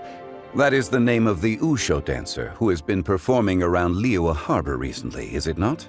Oh, have you seen him perform? Indeed. I cannot help but admire his skill. He truly encapsulates the spirit of the Suani. Wushu dancing has become more well known in Liyue Harbor recently. However, although performers are seeing budding success, they have no doubt had to face many hurdles along the way. Ones not so easily understood by spectators such as ourselves. If you ask me, what truly deserves admiration is perseverance in the face of adversity. That is a rare attribute indeed. I have heard many of my acquaintances praise Gaming for his kind, selfless, and courageous disposition. To have a child so accomplished and upright, you must be a very proud parent indeed, Uncle Ip. Seems like Zhongli has decided to skip the formalities. Well, he's a hard worker. Yes. You should be sure to tell him you think that when he gets back. Your son is young yet. It's normal for someone his age to be a bit hot. It's understandable to find talking about such things in person difficult. If there's a particular sentiment you wish to convey, perhaps we could pass it along for you. No. It wouldn't be right to ask that of you. This thing between us has festered for many years now. In truth, there are some things that simply aren't easy for us to talk through. I've been in the tea business for most of my life, and I always hoped my child would do the same. Otherwise, how would he support himself? Over the past few years, I heard how well he was doing for himself as a guard. How his work was taking him to farther and farther off places. I also heard that he never gave up on Wushu dancing. It made me happy. But I was also worried. When you're young, you can handle all that physically taxing work and manual labor. What young person isn't capable of making a living that way? My concern is what happens when you get old. Every time I get to thinking like that, I cannot help but be reinforced in the belief that I was right. That I was right not to give in. I often regret introducing him to Wushu dancing as a kid. If I had known how things would turn out, I would have never taken him to see those performances in the first place. It is only natural for a parent to strive to send their child down the right path. No one would begrudge you that sentiment, Uncle Ip. You need not worry. You seem quite young, Mr. Zhongli. Yet you speak with such wisdom. Perhaps I have misjudged your age. Your words are too kind. Truth be told, one of my old friends has several grown daughters. Rather than fretting about their future, however, she prefers to let them find their own way. Then she's more easygoing than I could ever be. I fear I lack such an open mind. I meant to say earlier, there is no need to be so polite. Feel free to call me by my name, Ipdak. Sure. So, do you also think I fret too much, Mr. Zhongli? That's not exactly what I was hoping to convey. Only a fool would ask a parent not to worry about their child. But think of it this way. Raising a child is not unlike flying a kite. Hold the string too tight, and it can no longer soar. As my friend once said, if your children are aiming for the stars, clipping their wings will only cause them to come crashing down. You need to let out the line for a kite to soar. It seems I was too stuck in my ways. You need not reproach your heart for caring. You simply need to loosen your hold a little. Indeed, with such a big heart, why not allocate the time you usually spend worrying about Gaming to the pursuit of other things, like going for a stroll, drinking tea, or taking in the scenery? You never know what surprises could be in store. The blink of an eye, you say. Do things change so quickly? Children grow up in quite the same way, do they not? Day after day, year after year, sometimes in the blink of an eye, but always when you least expect it. As a father, I'm sure you know that best. Yes, you can say that again. 1 second Gaming was a kid, the next thing I knew, he was ready to fly the nest. Zhongli certainly has a way with words.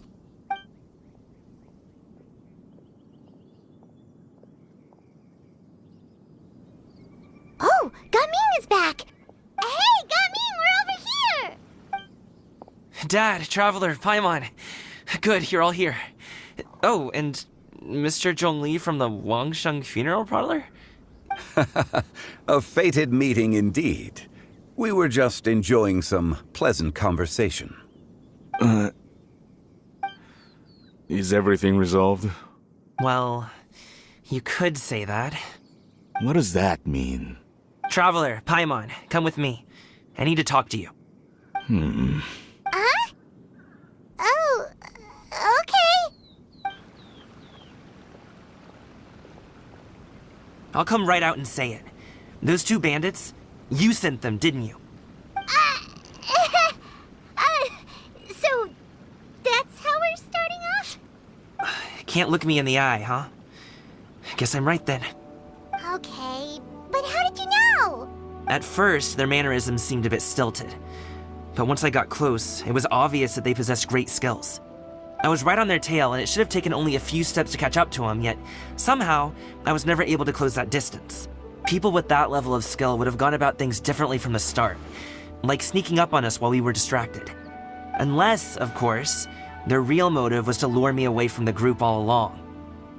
Wow, you're pretty quick on the uptake. I just have a lot of experience.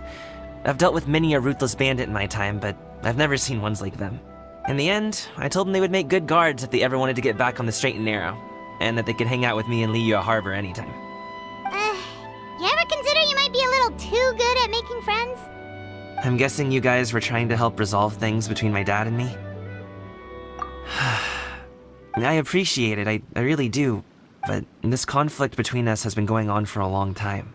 Even if those two were real bandits, and I was able to subdue them and show them what I was capable of, it wouldn't change anything. You've seen the way he talks to me. It's not like that at all! Your dad really cares about you. You should see the way he talks about you when you're not around. Zhongli was talking things through with him, and he nearly agreed to let it go. You don't believe us? He won't let it go. He can say as much as he wants to other people, but he won't talk to me. I'm certain of it. You told us you wanted to prove yourself to your dad. Why don't you tell him about all the hard work you've done these past few years? Will that even do anything? I'm not sure talking is enough. You won't know unless you try. Just like how you won't know if something is delicious unless you taste it. Listen to us. It's time to put these people skills to good use. You can make friends with anyone, so why not your dad? I'll do my best. You are very knowledgeable, Mr. Zhongli. I'm impressed. Despite my being in the tea industry for several decades, it seems I still have much to learn about the art of tea tasting. You flatter me. It was nothing but a few humble musings. How much tea have you drank since we've been gone? Ipdak and I have found many a common interest. Our friendship, much like a cup of tea, seems to grow stronger the longer it has to steep. Well said, Mr. Zhongli. Gaming, Mr. Zhongli is very knowledgeable. You should take the opportunity to learn from people like him when you're in the city. Huh? Oh, of course. Ahem. Zhongli? I have very much enjoyed our conversation, Ipdak, but I, unfortunately, have some unfinished funeral parlor business to attend to. Oh, I hope I didn't keep you. My apologies for taking up so much of your time, Mr. Zhongli. No need to stay on my account. When you're less busy, let's find a time to meet. I'll treat you to dim sum. It would be an honor. We'll see you off, Zhongli. You two have a nice chat, alright? Should we sit? Sure. Thanks for helping us talk things through with Uncle Ip. Good thing you were able to pick up on what we were putting down. I have been around the both of you for some time now. You could say I have a certain level of expertise in that regard. As for my role in the conversation, think nothing of it. You never change, do you? Why did you have us walk all this way? Paimon thought we just had to go far enough to be out of earshot. A friend approaches. Hello. Xiao! You're here too? I've been here the whole time? A ghostly kite. Could that elusive Director Hu be coming to Wangshu Inn once again? What is she doing here? I suppose it matters not. Given her relationship with Rex, well, Zhongli, I might as well go pay my respects.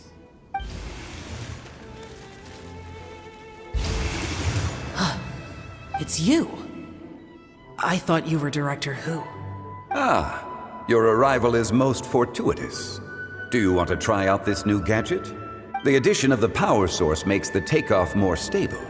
It's just that... He seems quite immersed in the study of this device. I fear it's almost too stable. It completely negates the pleasure of seeing one's kite sway with the wind. It's a bit of a shame.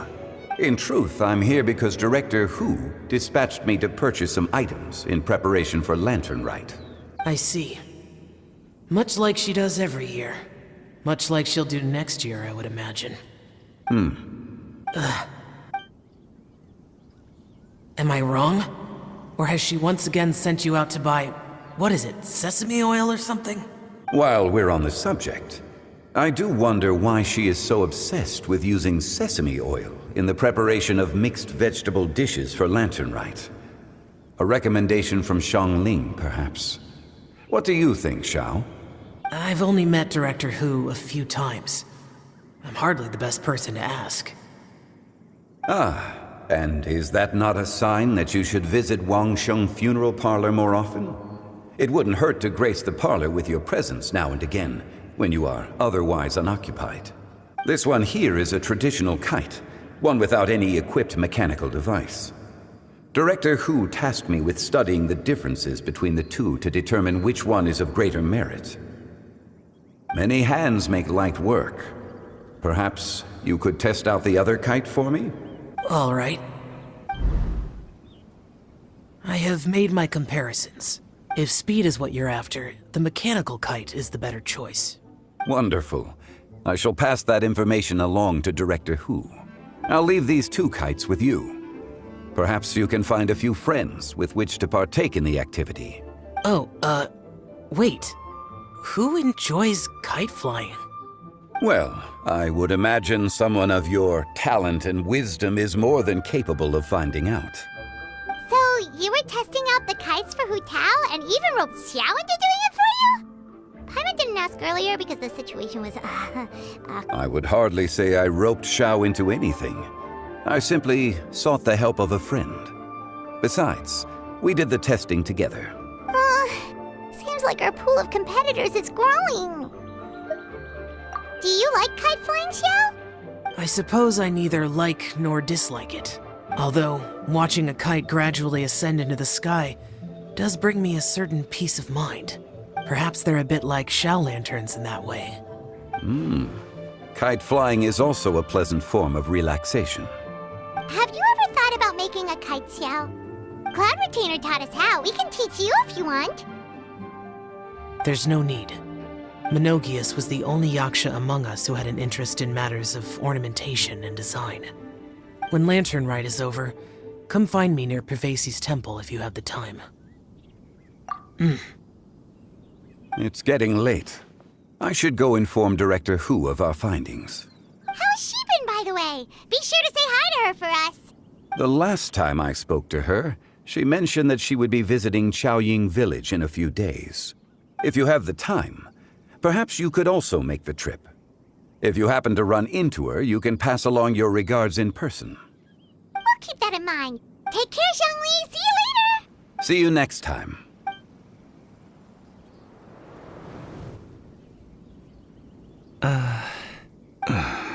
Coming. You can go first. I don't have anything to say. Then I'll go. I still don't want to leave Liyue Harbor. Oh, I can't say I support that decision, but... Hey, let me finish before you get all worked up. Sit, Shenhe, sit. You must be tired from your journey. Shall I pour you a cup of tea, or would you prefer something else to drink? No need. I'm not tired. They're gone, Master. Perfect. The time is nigh for us to make an appearance. Do you remember the plan one recounted to you? Yes, Master. We aim to give them a demonstration of familial love. So I'll have whatever you are having. All right. What are Auntie Xianyun and Shenhe doing here? Just how many people are involved in this scheme? I suppose all I can do is just take a seat and see what happens. Perfect. I just so happen to have bought some Sunglow tea recently. It's quite the delectable variety. Or it would be if one has not been forced to drink it every day in the hopes of whittling down one's considerable stash. One has more than had one's fill already. Oh, forget it. Such thoughts detract from the present need to keep up the conversation. Has work been busy during the holiday season? Do you need my help with anything? Drunk guests can sometimes cause trouble, but I deal with them as you taught me, by pinning their heads against the table. Are Auntie Xianyun and Shenhe serious right now? Oh dear. While one was busy orchestrating this act, one seems to have forgotten about Shenhe's various eccentricities. What I meant to ask was, have you made any new friends? We live so far from each other. It would be a great comfort to me to know you were surrounded by good companions. You already know of my past circumstances. Recently, I've been conversing with Guoba in the kitchen at night. Guoba can't talk, but his companionship is a comfort. The poor child. Her one friend can't even talk. I guess maybe Gaming is not doing so bad after all. Perhaps I've been too hard on him. Let's move on, shall we? Do you have any plans for today, Shenhe? How about we do something fun? That sounds about right. Take her to do something fun, and perhaps she'll loosen up a bit. Like we used to do when we would carry stones up and down the mountain from dawn until dusk, picking herbs to eat for dinner along the way? If that is what you ask of me, then that is what I shall do. Dad, here, have some tea. Or no, wait, let's not have any just yet. Yeah. I simply can't listen to that any longer. Gaming, I'd like to finish what I was trying to say before. I don't support your decision to stay in Liyue Harbor, because living there is too hard on you. If you come home, there will be people to help you. I'm not saying we have to live under the same roof. I know our personalities are too similar to avoid butting heads. But you'll have your entire family around you. Your aunts, uncles, they'll all do whatever they can to help. You could get a less taxing job, and we could grab dim sum together from time to time. Huh. I didn't know dim sum was such an important affair, Master. Shh. Just think about it. Okay? You don't have to decide now.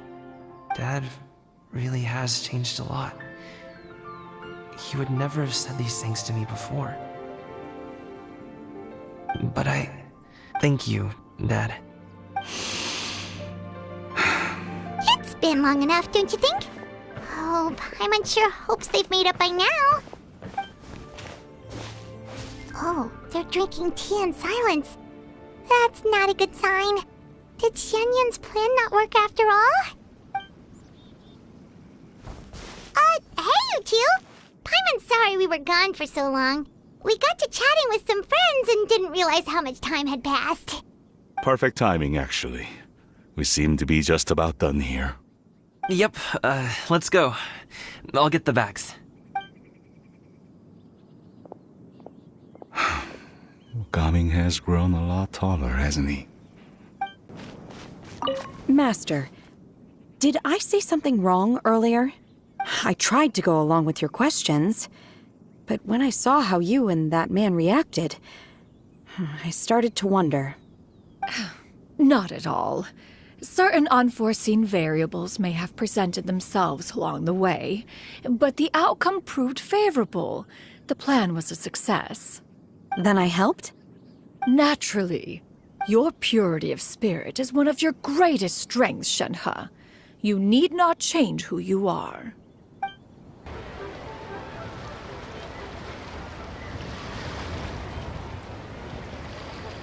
You must be Mr. Ip! Thank you for coming all this way. My name is Charlotte, and I'm a reporter from Fontaine. You can find me writing for the Steambird. I invited you here not just to purchase your fine tea, but also with the hope that you might be willing to sit down for a short interview. What do you say? An interview? To advertise my teas? I suppose you could think of it that way. We Fontainians are big tea drinkers too. The Fontaine Market. Then I'll need some time to adequately prepare. Perhaps we could sit down and discuss the questions you intend to ask in advance. Of course, of course! Please follow me.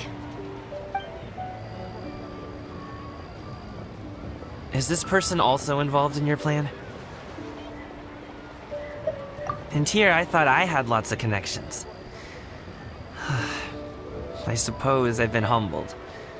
You sure know all kinds of cool and important people. Over here! Yoo-hoo! Over here! Huh? What? Auntie Shenyun? She probably wants to talk about the next phase of the plan. Let's go while your dad is still distracted.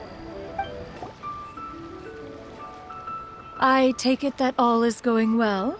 Don't worry, Shenyun. Everything is going according to plan. I knew it. I knew that was all an act earlier. Auntie Shenyun is really something. She was so determined to help me.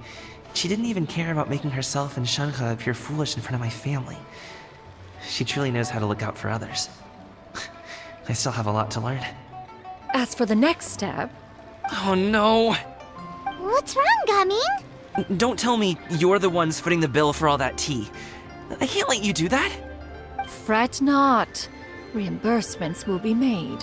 Exactly! Think of it more as an investment, as Ningguang would say.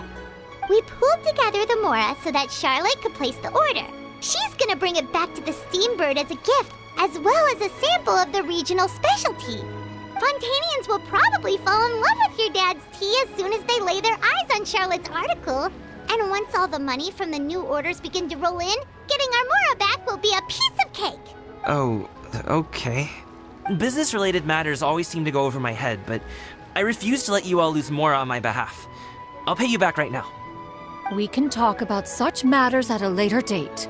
There are more important matters for you to consider at the moment, are there not? Yes. I've been thinking about it the whole way here. I have an idea, but I'd hate to cause even more trouble for all of you. That is for us to decide. Yeah, we're all friends here. Plus, we wouldn't be here if we didn't want to help, right? Just tell us about this idea of yours. Okay. So, it's like this.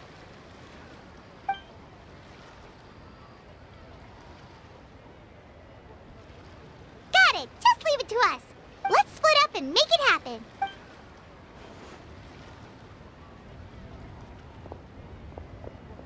We need to do those things we talked about, but we also still have the kite flying competition. Since Xiao already tested out those kites for us, why don't we also go buy one of those mechanical thingamabobs or whatever they're called? We can attach it to our kite. Hello again. Welcome back. I see you returned from your trip. I really do have to thank you for all your help from before. Thanks to you, my daughter was able to build a kite with her grandmother that very same day. She even wrote a long letter telling me how much she loved it. Oh, you should really be thanking Gaming, not us. I'll be sure to. And are you here to buy a kite? Please, take your pick. Oh, we already have a kite. We wanted to buy one of those, device thingies from Fontaine. Do you sell them separately? Yes. Here you go. Please, take it, free of charge. The directions are in the box. It's not hard to install at all. It doesn't feel right for us to just take it. Well, nor would it feel right for me to take your Mora. Good luck in the kite flying competition. All right then, thank you.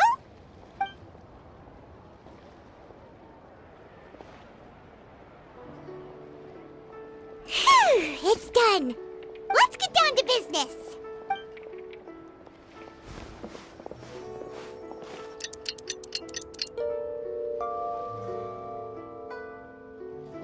Looks like we finished everything we needed to do. Let's find a good place and put this thing into the sky.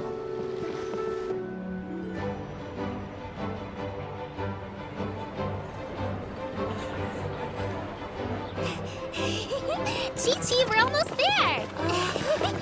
Okay.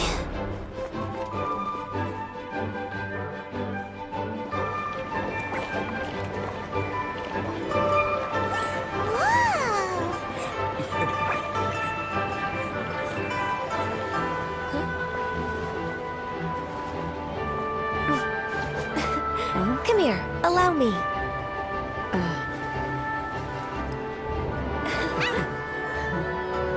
The lantern rite is as festive as ever!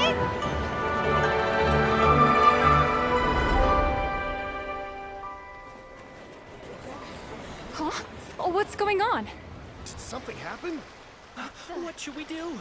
Oh, should we get the Millilith?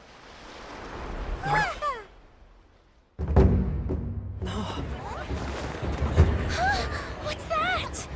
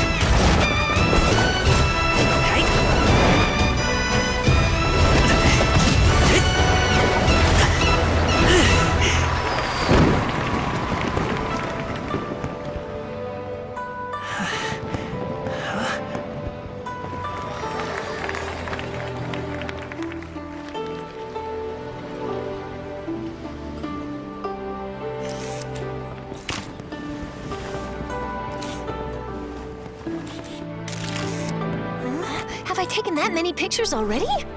I need to load more film.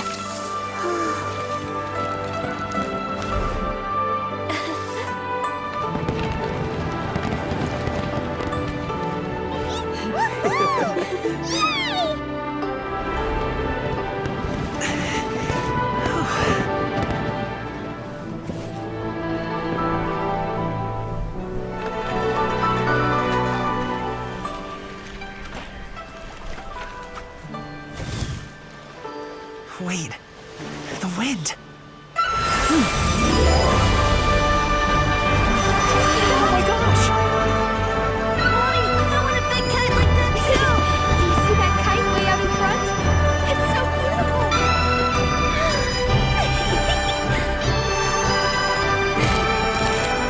Happy Lantern Rite. Happy Lantern Rite!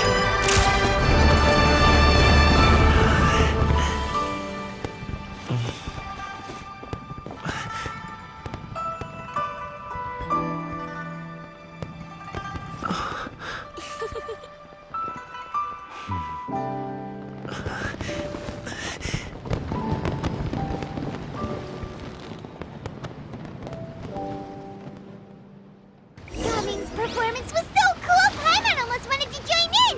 You saw that, right, Traveler? Let's go find him! Oh! My husband. He's safe. over there! Talking to his dad! I think I'll head off now, if that's okay.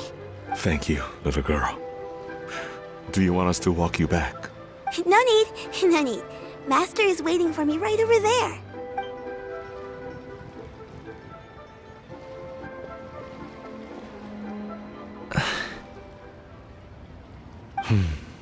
Son. I suppose I'll go first this time. Okay. Your performance. I've seen many wushou dances in my time, but I've gotta admit, what you pulled off there was breathtaking. Wow. I never thought I'd live to hear you say that. You're serious about doing this professionally? Absolutely. I know it'll be difficult, but... Then it doesn't matter. What I mean to say is, of course it'll be difficult. But if that's your decision, if that's your dream, then it doesn't matter how difficult it is. Really, when I was young, I also... Actually, how about we save that story of my past for another time? All I really want to say is, I've changed my mind. Much like this kite, you also deserve to soar to new heights. Dad. Son. Son? Haven't heard that in a while. I bet you're wondering what's gotten into me saying all this. Well, a little bit, yeah.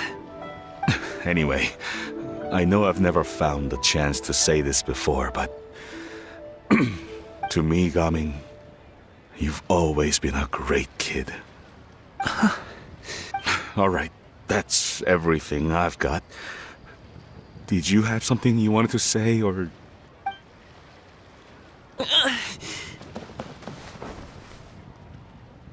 Seeing the two of them talk things through like this really gives Paimon a sense of accomplishment. Now go. Over there. Your friends are still waiting for you. Huh? But you came all this way. I'll be staying in Liyue Harbor for a bit longer.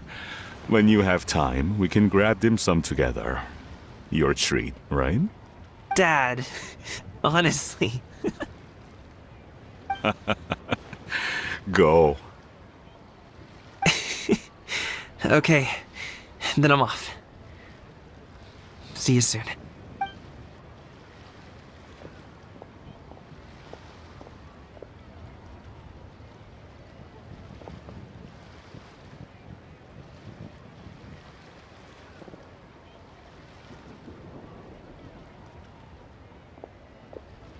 That's quite the smile you've got there, Gaming.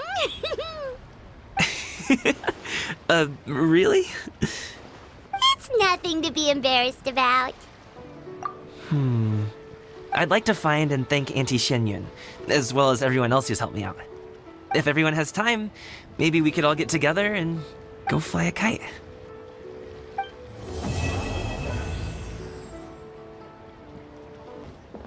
Our kite is so high up.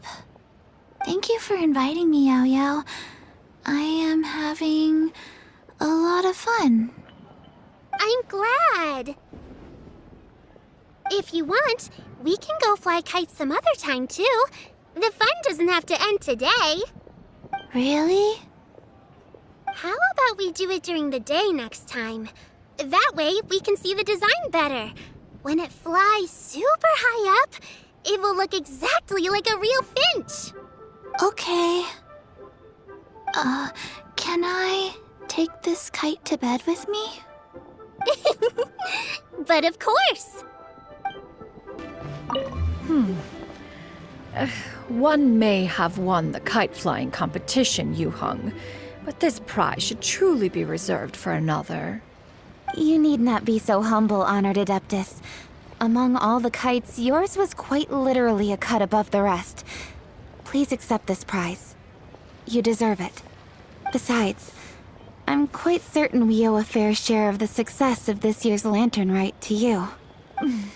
If you insist, then one can hardly continue to refuse. However, there is another matter with which one would ask your assistance. Of course. One would be much obliged if you could distribute this case of Sunglow tea among the Millilith on duty. The security of the festivities rests entirely on their shoulders, after all. One presumes they could always benefit from something to invigorate their spirits. Cloud Retainer is so thoughtful and attentive to others' needs. I would expect nothing less of an esteemed adeptus such as herself. Understood. I'll get on that right away. A fortuitous result indeed. One's tea surplus has hitherto resolved itself. I don't get it. Is something wrong, Shenhe? Tell me. Perhaps I can help. The color black doesn't get dirty easily, so I thought this outfit would be acceptable to wear to work. But Xiangling told me it was inappropriate. But inappropriate? How? She probably just meant the outfit isn't suitable for that particular environment and occasion. But for a festival gathering with friends, a nighttime stroll, or an important banquet, your outfit is more than appropriate, Shenhe. So you're saying it's only something I should wear in front of important people? I suppose that's another way to think of it.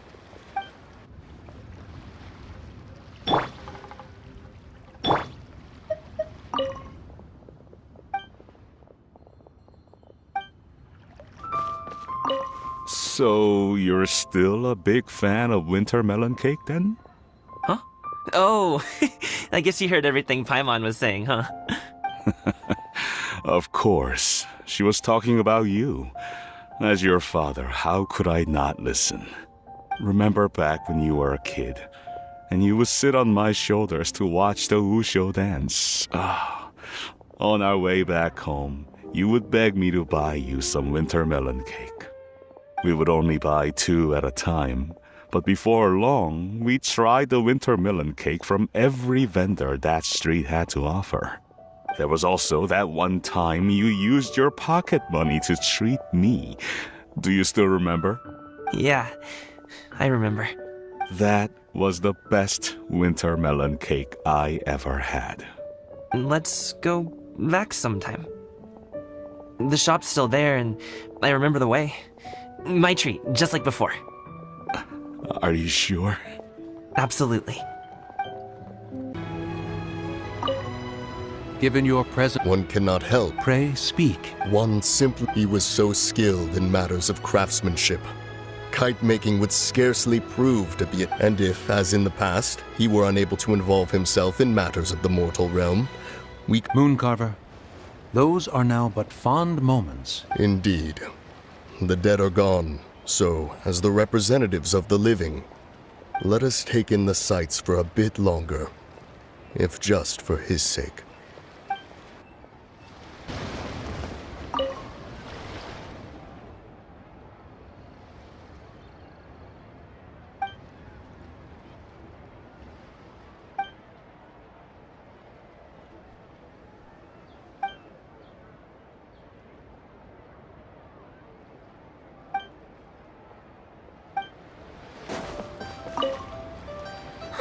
lantern rite was simply amazing.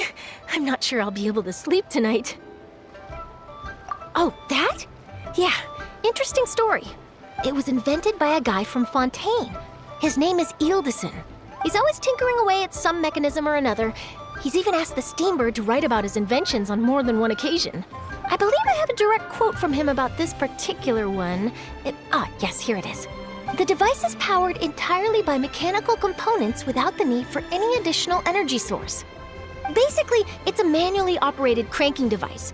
How high it can fly entirely depends on how much force you can exert. Combining this invention with a kite. What a great idea, right? Oh, my conversation with Mr. Ip went really well. I've already sent the first draft of my article back to the Steambird. It's a piece that contains all the pertinent information while also telling a story. I'm quite proud of it. Oh, that reminds me. I should thank everyone who made this possible for me. Especially that spirited lady with those peculiar turns of phrase. Miss Shenyun was her name, right? It was all thanks to your connections and creativity. I would have never thought I'd be able to bring such a special gift back to Fontaine with me. This was my first time experiencing a foreign holiday in person. It was so exciting! The festive atmosphere, the contagious holiday spirit, the profound, storied cultural traditions steeped in... Oh, I almost forgot. Kuching even gave me a kite with a poem on it that she wrote herself. It goes, "Dreams are like paper kites. With them do our hopes take flight. Sailing high above the clouds, they yearn for something more profound. Yet try we may and try we might. A deeper truth waits in plain sight. Though we hang our hopes in skies abound, many joys lie on the ground." I want to include this poem in my special feature on Lantern Rite. I'm sure a lot of people will love it. Yep, and happy Lantern Rite to you.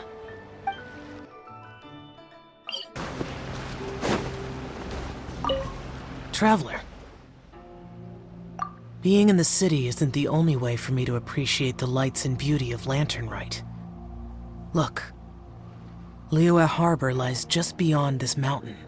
As long as I stand at this vantage point, I may freely behold the sights of all the kites slowly ascending into the sky. For me, that is enough. I invited you here because there is something I would like to do. I want to release a shell lantern, and I'd like you to be there for it. Yes, I apologize for its crude appearance. I have little skill in that regard. You are very kind, as usual. All right. It's time.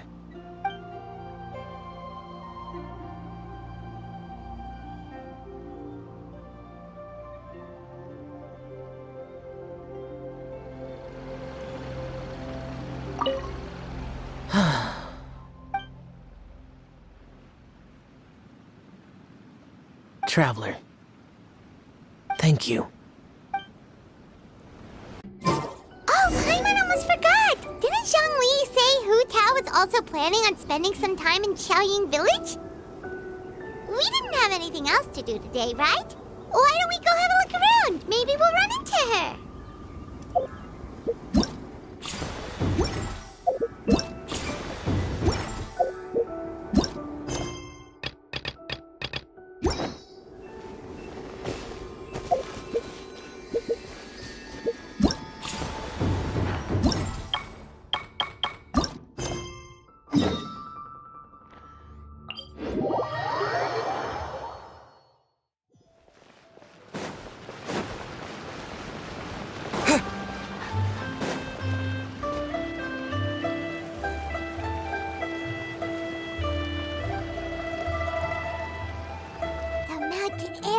Refreshing! It makes Paimon feel like she could float around all day and never get tired. Cream! Gummies! Fuel fruit! Huh? Did you hear that? Sunshine! Blue skies! Good vibes! Right? So Paimon wasn't just hearing things. That voice sounds really familiar. Well, we've got the time. Why don't we go check it out?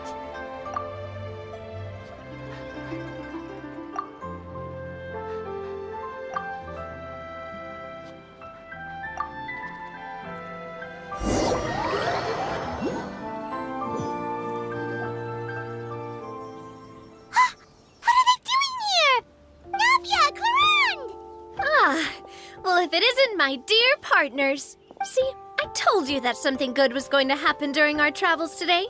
I have to say, sometimes the Steambird's astrology column is spot on. It's just your lucky day. Are you guys also here to catch the festivities? Oh, and that reminds me. Happy Lantern Ride. Happy Lantern Ride. Happy Lantern Ride to you too! Wait, if you're here for Lantern Ride, then what are you doing on top of this deserted mountain? And that voice we heard, that was you, right, Navia? Oh, impressive. You could tell it was me from that far away. You've got good ears. That or your voice is just really loud. Well, of course it is. After all, I'm a boss. Indeed. I suppose it's an asset. Sure is! Having a loud voice is a handy tool when it comes to communication. Wait. That wasn't even Paimon's point. Paimon just wants to know why you two were shouting from the top of this deserted mountain. There was something about almonds, maybe? And buell fruit?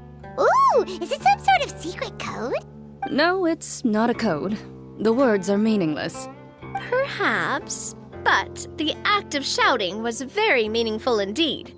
That's just what mountain climbers do, right? After all the hard work it takes to make it to the top, as you stand on the summit looking out at the vast scenery, it's not easy to resist the urge to release those emotions.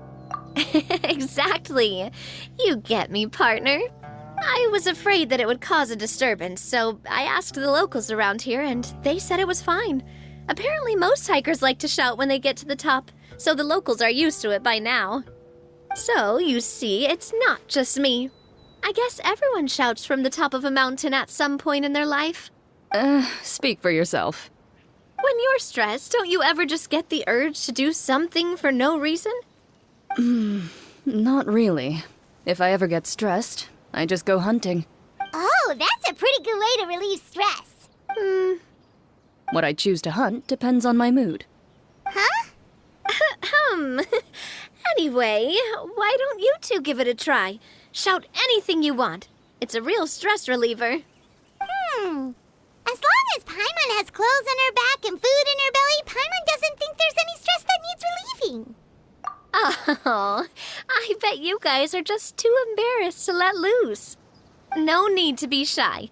Even Farina was shouting from the top of this mountain earlier. Huh? Did Paimon hear that right? Farina's also here? In Chaoyang Village? Believe in your ears. It is indeed as you heard. Actually, the reason we climbed this mountain in the first place was also because we heard the sound of shouting. Yes, we could just about make out someone yelling things like, "Help me!" and "What should I do?"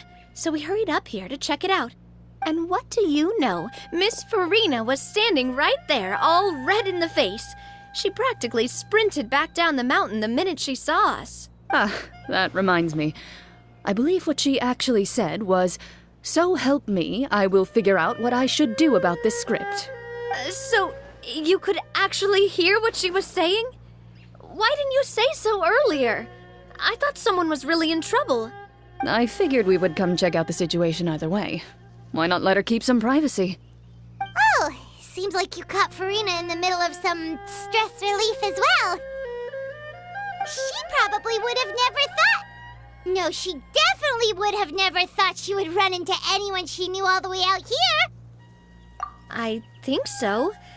We ran into Nervalet on the way here as well, but he was already on his way back, so they probably weren't together.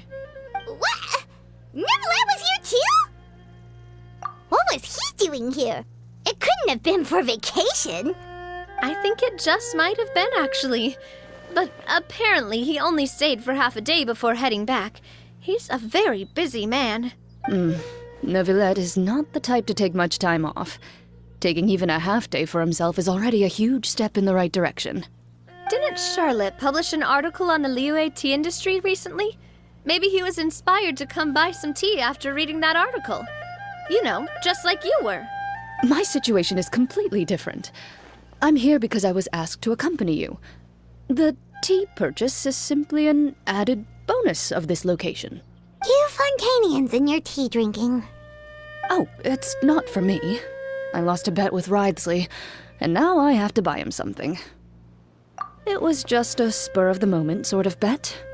Wriothesley gets really invested in that sort of thing, but he couldn't care less about what he wins in the end. You could give him mint plants that you plucked from the side of the road, and he wouldn't even mind. If only he was that easygoing when it came to talking business. In any case, I'm pretty sure the tea you bought is this region's specialty. What is it called again? Nervalette even mentioned it earlier.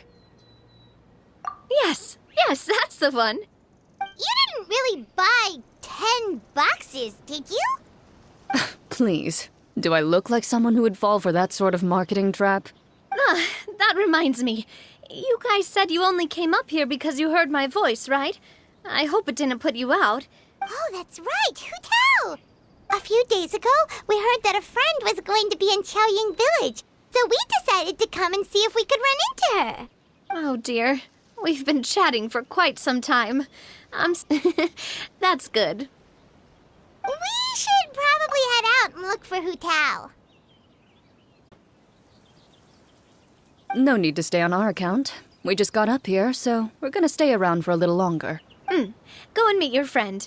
We can meet up in Chaoying Village later. Sounds good. We're gonna head down the mountain then. See you later! What do I have to do to get you to yell from the top of this mountain? Name your price. You really want to hear it that bad, huh? I'm just curious is all. I have a feeling you'll say something amazing. I will pass. I prefer to let actions speak louder than words.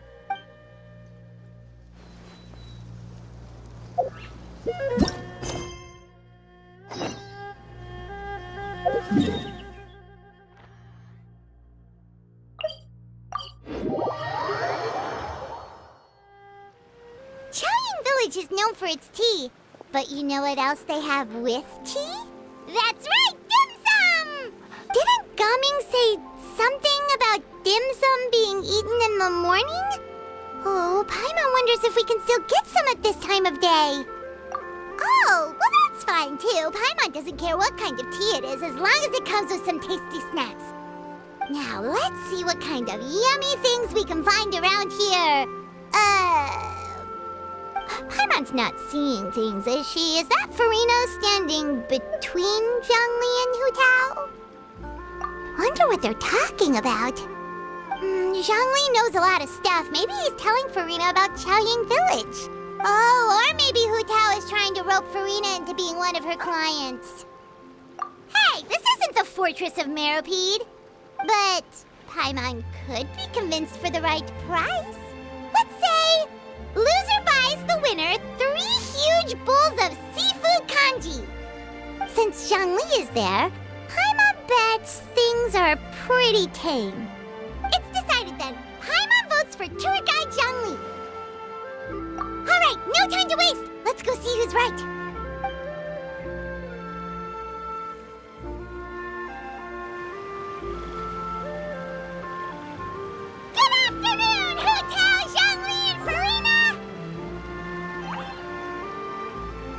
Great, now Paimon's shouting too. Oh, well, aren't you a sight for sore eyes? Seems like our luck just keeps on growing. That we were able to meet you both without prior arrangement must mean that this is quite the serendipitous meeting indeed. Huh? Oh, so both of you are acquainted with the Traveler and Paimon then? Looks like someone's learned a thing or two from Zhongli. I must admit, I am a bit surprised to see you here, Traveler. But seeing as you're a hero who's been all over to that, it makes sense that you would be well-traveled and well-connected.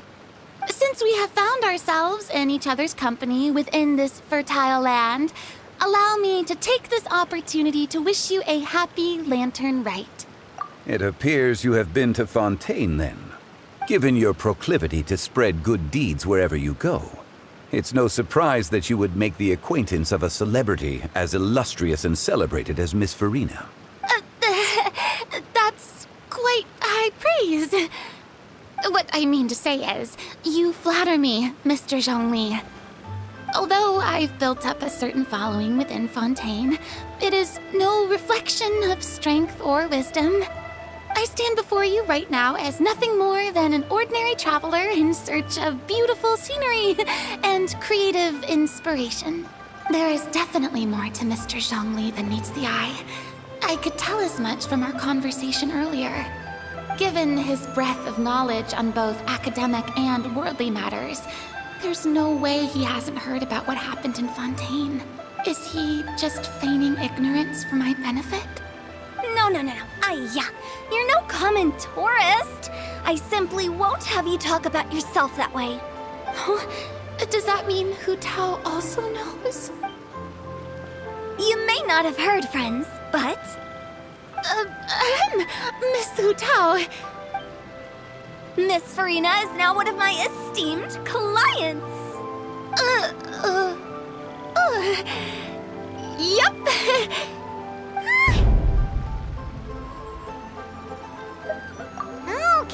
Okay, you win.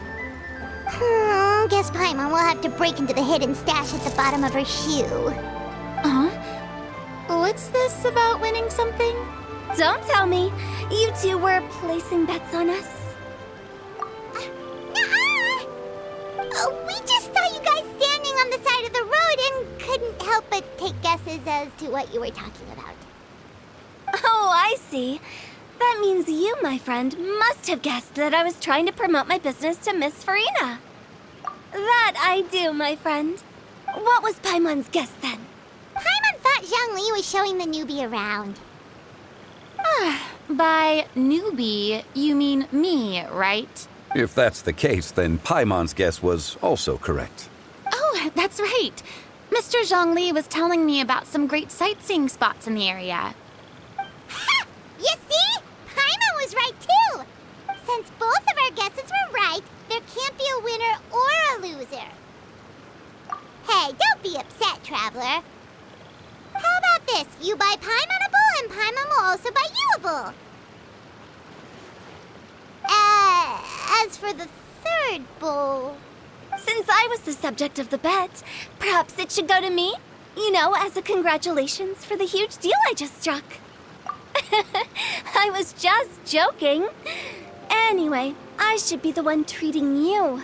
The funeral parlor is about to bring in quite the sum after all. Oh, Paimon almost forgot to ask about the most important question. Did something happen recently, Farina? Huh? What do you mean? Well, you know, with you enlisting the services of Wangxiang Funeral Parlor and all. Oh, well, yes. Really? Oh no. Paimon is so sorry for your loss. Although Paimon may have not known the person, please accept Paimon's deepest... Whoa, it's not like that, Paimon. Huh? But Paimon just thought, since you hired the services of a funeral parlor and all... Hey, it's not that big of a stretch. Really, Paimon? It's not like you don't know me. Do I look like I know anyone who would ask me to coordinate their funeral?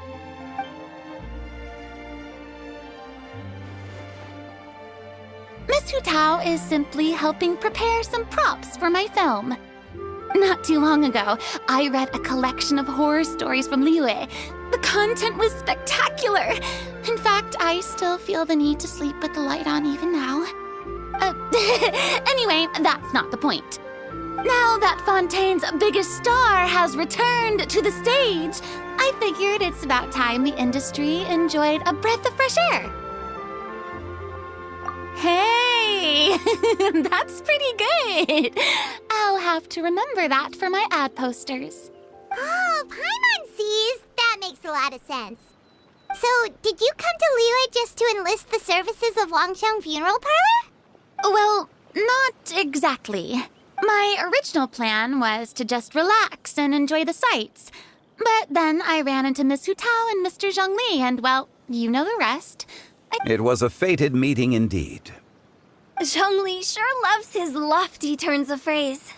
But if you ask me, it's all thanks to that man who stopped to ask for directions. Oh? Who what? It's someone you know. Wanna take a guess? What? How did you guess that on your first try? Very impressive, my friend. Your guessing game is spot on today.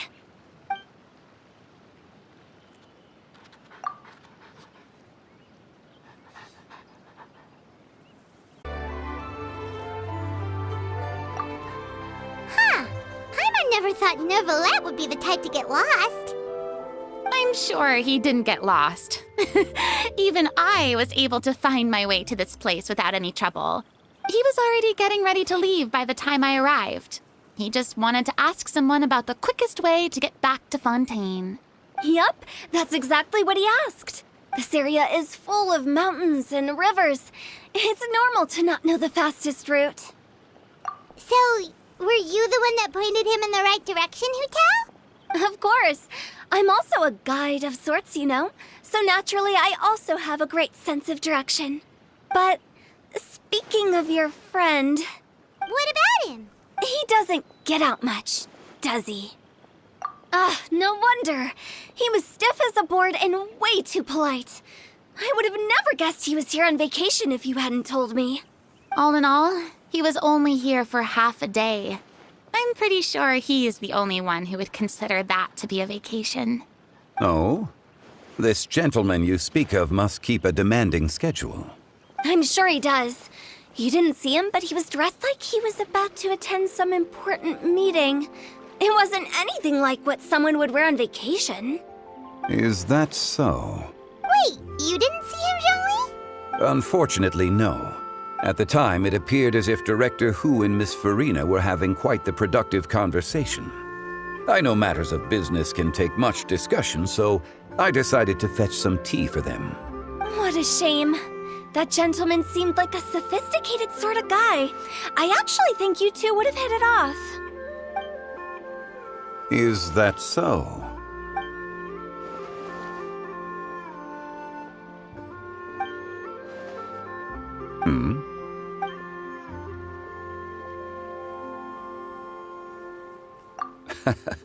To borrow Miss Farina's turn of phrase, perhaps it just wasn't meant to be. Well, with the Traveler around, I'm sure you'll have a chance to get to know each other at some point. That's right. He's got more friends than he knows what to do with. Well, that's certainly true. Oh, that reminds me. If you get the chance, you should try and talk to Neuvillette into loosening up a bit. Just tell him the Palais Mermonia isn't going to fall apart if he disappears for a few days.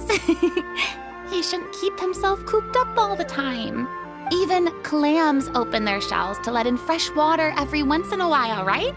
If he's really that much of a stickler for protocol, he can fill out a leave of absence request. He'd have to approve it himself since he handles that sort of thing now, but you know what I mean. Seems like this gentleman is also in charge of something pretty important. I've never heard of a demon that boring before. In my experience, a leader needs to be able to roll with the punches. That also includes knowing when and what to prioritize. It seems like your friend still has a lot of growing to do. If I remember correctly, he's already several thousands of years old. You're quite right, Miss Hu-Tao. Oh? Traveler, Miss Farina. Those two individuals over there appear to recognize you. Oh, it's Navia and Clarand. Hey, over here!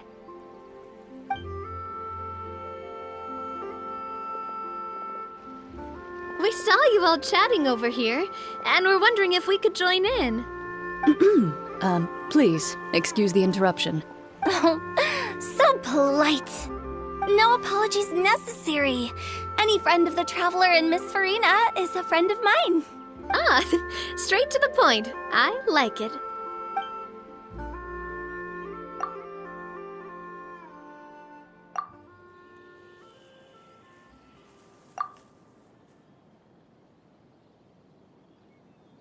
It's getting late. If we want to catch a boat back before dark, we should probably get going. Indeed. Then, Miss Farina. Oh, yes? When are you planning to head back? Do you need us to escort you? Oh, I don't think that will be necessary. I mean, you're not my subordinate anymore. You don't need to look after me. I didn't mean it that way. It's normal for friends to travel home together if they run into each other on the road. there are a lot of mountainous roads in this area. I imagine they'll be even harder to navigate after dark. Exactly. Just like in those ghost stories. 8 paths converge in a wood. Beside them an old house is stood. If you dare to go inside, not a soul will greet your eye. But if you take a closer look, there may be something you mistook. A candle flickers to and fro, yet there is no wind to make it so.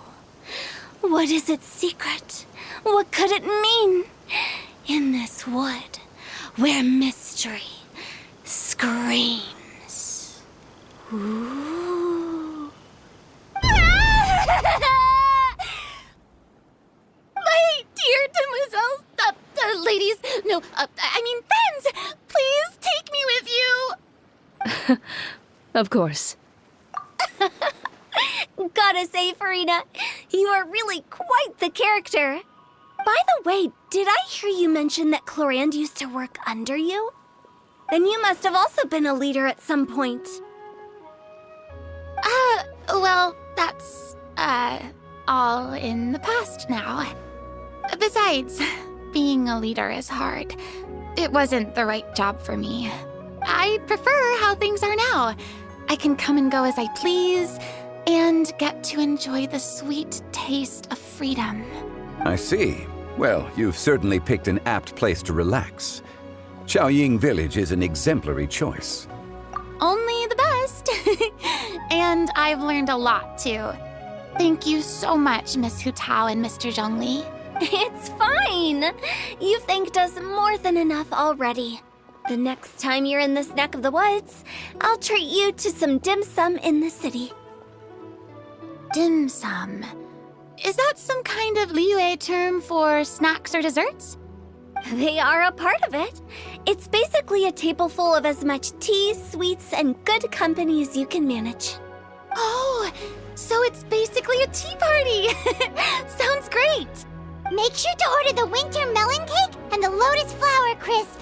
They're so sweet and delicious, Paimon knows you'll love them. Ooh, okay. I'll be looking forward to it then. Wait, but didn't you guys say you were here on vacation? How come you're all going home empty-handed? Of course I am. I bought tons of fun things to bring home with me. A kite, a parasol, a little tin frog that jumps. Oh, and a stuffed toy of a mythical beast. Clorand is the one who didn't buy anything for herself. So all you're bringing back with you is that tea? And some tea-flavored hard candies. They're for Sigewin. Clorand isn't much of a shopaholic. Well, one of us has to practice restraint. Hey, I'm hardly reckless with my Mora. I'll have you know, all the purchases I made today were well within my budget. Me? Oh, well, I bought some tea, of course. I just had to try all the varieties recommended in the Steambird. Other than that, just some bits and bobs, you know. A little bit of this, little bit of that. They should all be things I can use, I think. Now Paimon's even more confused. If you bought that much stuff, where did it all go? Into one of Linny's magic packets? Oh, actually... Monsieur Neuvillette took them with him. Oh, so that's what happened. Wait, what? Why did he take them? He's not hoarding treasure, is he? That's quite the imagination you've got there, Paimon. Monsieur Neuvillette just saw the amount of bags we had and offered to take them back for us. I felt a bit bad at first, but, I really did have a lot of stuff. He even offered to deliver my gifts to the Fortress of Maripede for me once he's done with the day's work. Neuvillette is a man of his word. If he says he can do something, then he means it. See, even Clorand was happy to take him up on his offer. If even his trusty subordinate agreed, then who was I to refuse? Wow, he seems like a real gentleman. Maybe he's not as uptight as I thought. If only the funeral parlor had an employee as thoughtful, proactive, and responsible as him. Right, Zhongli? Indeed. Clorand said Nervalet offered to deliver her gifts to Risley. So if we go to the entrance of the Fortress of Meripede, maybe we'll run into Nervalet. But we don't know exactly when he'll show up. Oh, that reminds me. A new year of work is about to begin. If there's anything you want to talk about, Zhongli, you know you can come to me. I'm all ears. Does the director have any concerns? It just seemed like you were a bit preoccupied today, and much less talkative than usual. You barely said anything other than, "Is that so?" and "Indeed." If you ask me, I'd say you're having a midlife crisis. You're getting to be around that age after all. Is that so? Ugh. I jest. Given its distance from the city, Chaoying Village enjoys a much slower pace of life. Surrounded by such peace and tranquility, I also seem to have developed a proclivity for inactivity. I apologize for making you worry. I see. What do you think, Traveler? Is this atmosphere putting you in a lazy mood too? Wow, you are getting really good at these kinds of lines. Indeed. Oh, that reminds me. If there's anything... Does the director... It just seemed, if you ask me... Is that... Ugh. Given its distance, surrounded by... I apologize for... What do you think, Traveler? Is this atmosphere putting you in a lazy mood? Wow, you are getting really good at... Indeed. Well, everyone, make sure that you've got all your belongings with you before we leave. If there's any souvenirs anyone still wants to buy, the time is now. Reliable as ever, Miss President. What is that supposed to mean? Chlorand is right, though. You really are reliable. It's not what she's saying, it's the way she's saying it. I will say, but I never thought you'd be so easygoing outside of work, Chlorand. The tone of voice you use when you're working doesn't exactly make you seem like the type who enjoys interacting with people. Well, I try to keep my professional and private life separate. That includes my behavior. You take care now, Traveler. Paimon. Trying to act cool now, are we? Well, I guess it's not an act for you, is it? You are indeed quite strong. It's been great talking to you all. I'm really glad I decided to come to Chaoying Village. Maybe we could go on another trip together sometime?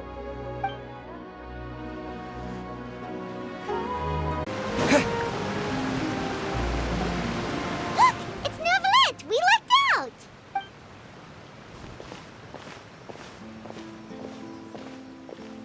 Oh, it's you. It has been some time since our last meeting. Few people frequent this location. Since I was able to conclude my work early for the day, I thought I might take a walk and avail myself of this area's peace and quiet. You call this early? Do you always work this late, Nervalet? Strictly speaking, that depends on the agenda for the day. I am hardly bereft of time, however, so working late is of little consequence to me. Really? If you have so much time on your hands, then why did you only go to Chaoying Village for half a day? First, I should clarify that I was referring to my lifespan, rather than the time at my disposal on any given day. Second, I was unaware you possessed knowledge of my trip to Chaoying Village. I see. Thank you for informing me. Yes, they have been safely delivered. I have to hand it to Chlorand. Just a simple gift delivery, and she has the great and mighty Udex at her beck and call. I was just passing through. It was merely an act of convenience. All right. Then I hereby confirm receipt of the goods on behalf of the staff of the Fortress of Meripede. A verbal receipt of confirmation? Is such a formality really necessary for a small matter such as this? Guess not. This quantity of tea, though, seems a little excessive for a gift, don't you think? Before you know it, they'll start accusing me of taking bribes. About that. Much of that is my own excess, I'm afraid. Oh? Why? What happened? It was buy 10 boxes, get half off.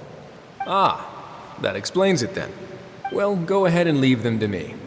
I'll get through this stash as fast as I can. You have my thanks. Oh, there's something else I'd like to give to you. This is a stone slate, engraved with a symbolic design. While that is an apt description, it is in actuality a legal codex. A legal codex, huh? Before the advent of modern writing utensils, information was recorded on stone slabs such as this. The law was no different. Okay. Since ancient times, the scales of justice have symbolized the fairness and impartiality of judiciousness. As a tribute to that sentiment, this slate was designed after a traditional legal codex and engraved with a symbol instead of text. During my travels recently, I chanced upon a roadside stall offering tourists the opportunity to try their hand at the ceramic arts, so I decided to have a go. We joked with Clarence some time ago about gifting you a legal codex. So, here you go. Ah, so that's what this is about. I did not expect you to remember it as well. In any case, I hope this can be considered as a reasonable attempt to join in on the banter. It is a very good attempt. I suppose I shouldn't be surprised. Even your sense of humor centers around the law. That's an impressive level of commitment. Well, a gift of this significance deserves to be put on display, and I know just the place. Front and center in the fortress's showroom. Surely there's no need for such a grand... Just kidding. I don't have anything like a showroom. But we do have a storage room. We can put it next to all the mechanical parts Sijuin has collected. That sounds good to me. So that's what you were doing in Chaoying Village. Indeed. Of course, while I was there, I also took the opportunity to taste the local spring water. The aftertaste is much purer than what I have delivered to me in Fontaine. It stands to reason that the long-distance transport has a tendency to imbue the water with extraneous emotion. If you want to experience the true flavor, you simply have to go to the source. Perhaps I should organize some time off to do the same elsewhere. Then we are of the same mind. It appears my desire is justified. If you say so, but you know you don't have to justify a vacation, right? You can just take one. After all, you're hardly bereft of time. You can do whatever you want. You're quite right. I suppose I suffer not from a lack of opportunity, but rather a lack of inspiration. However, after reading a few articles about Liyue's holiday traditions, the idea popped into my head and made itself quite at home. Seeing as I was free of responsibilities for the morning, I decided to depart at once.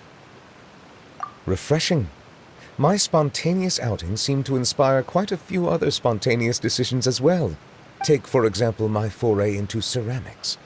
At first, soil from the ground is granular and unforgiving, but add the right amount of water, and it becomes soft, moldable, and able to take shape.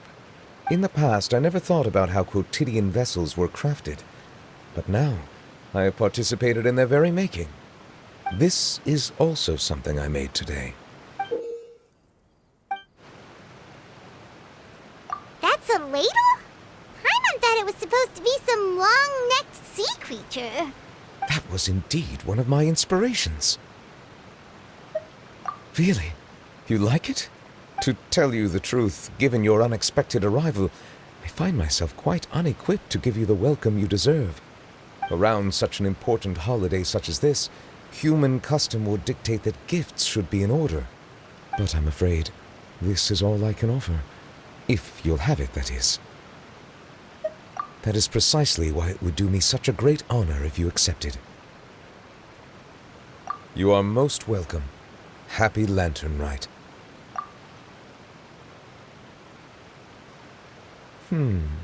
Approve a leave of absence request for myself.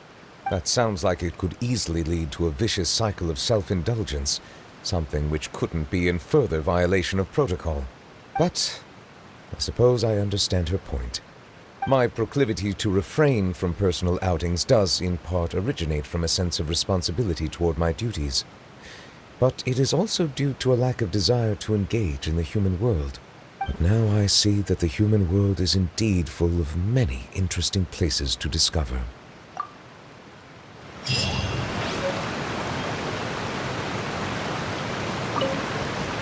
Lantern Rite marks the start of the new year in Liyue. In the spirit of the season, then, I wish you a year of success as vast and endless as the open ocean.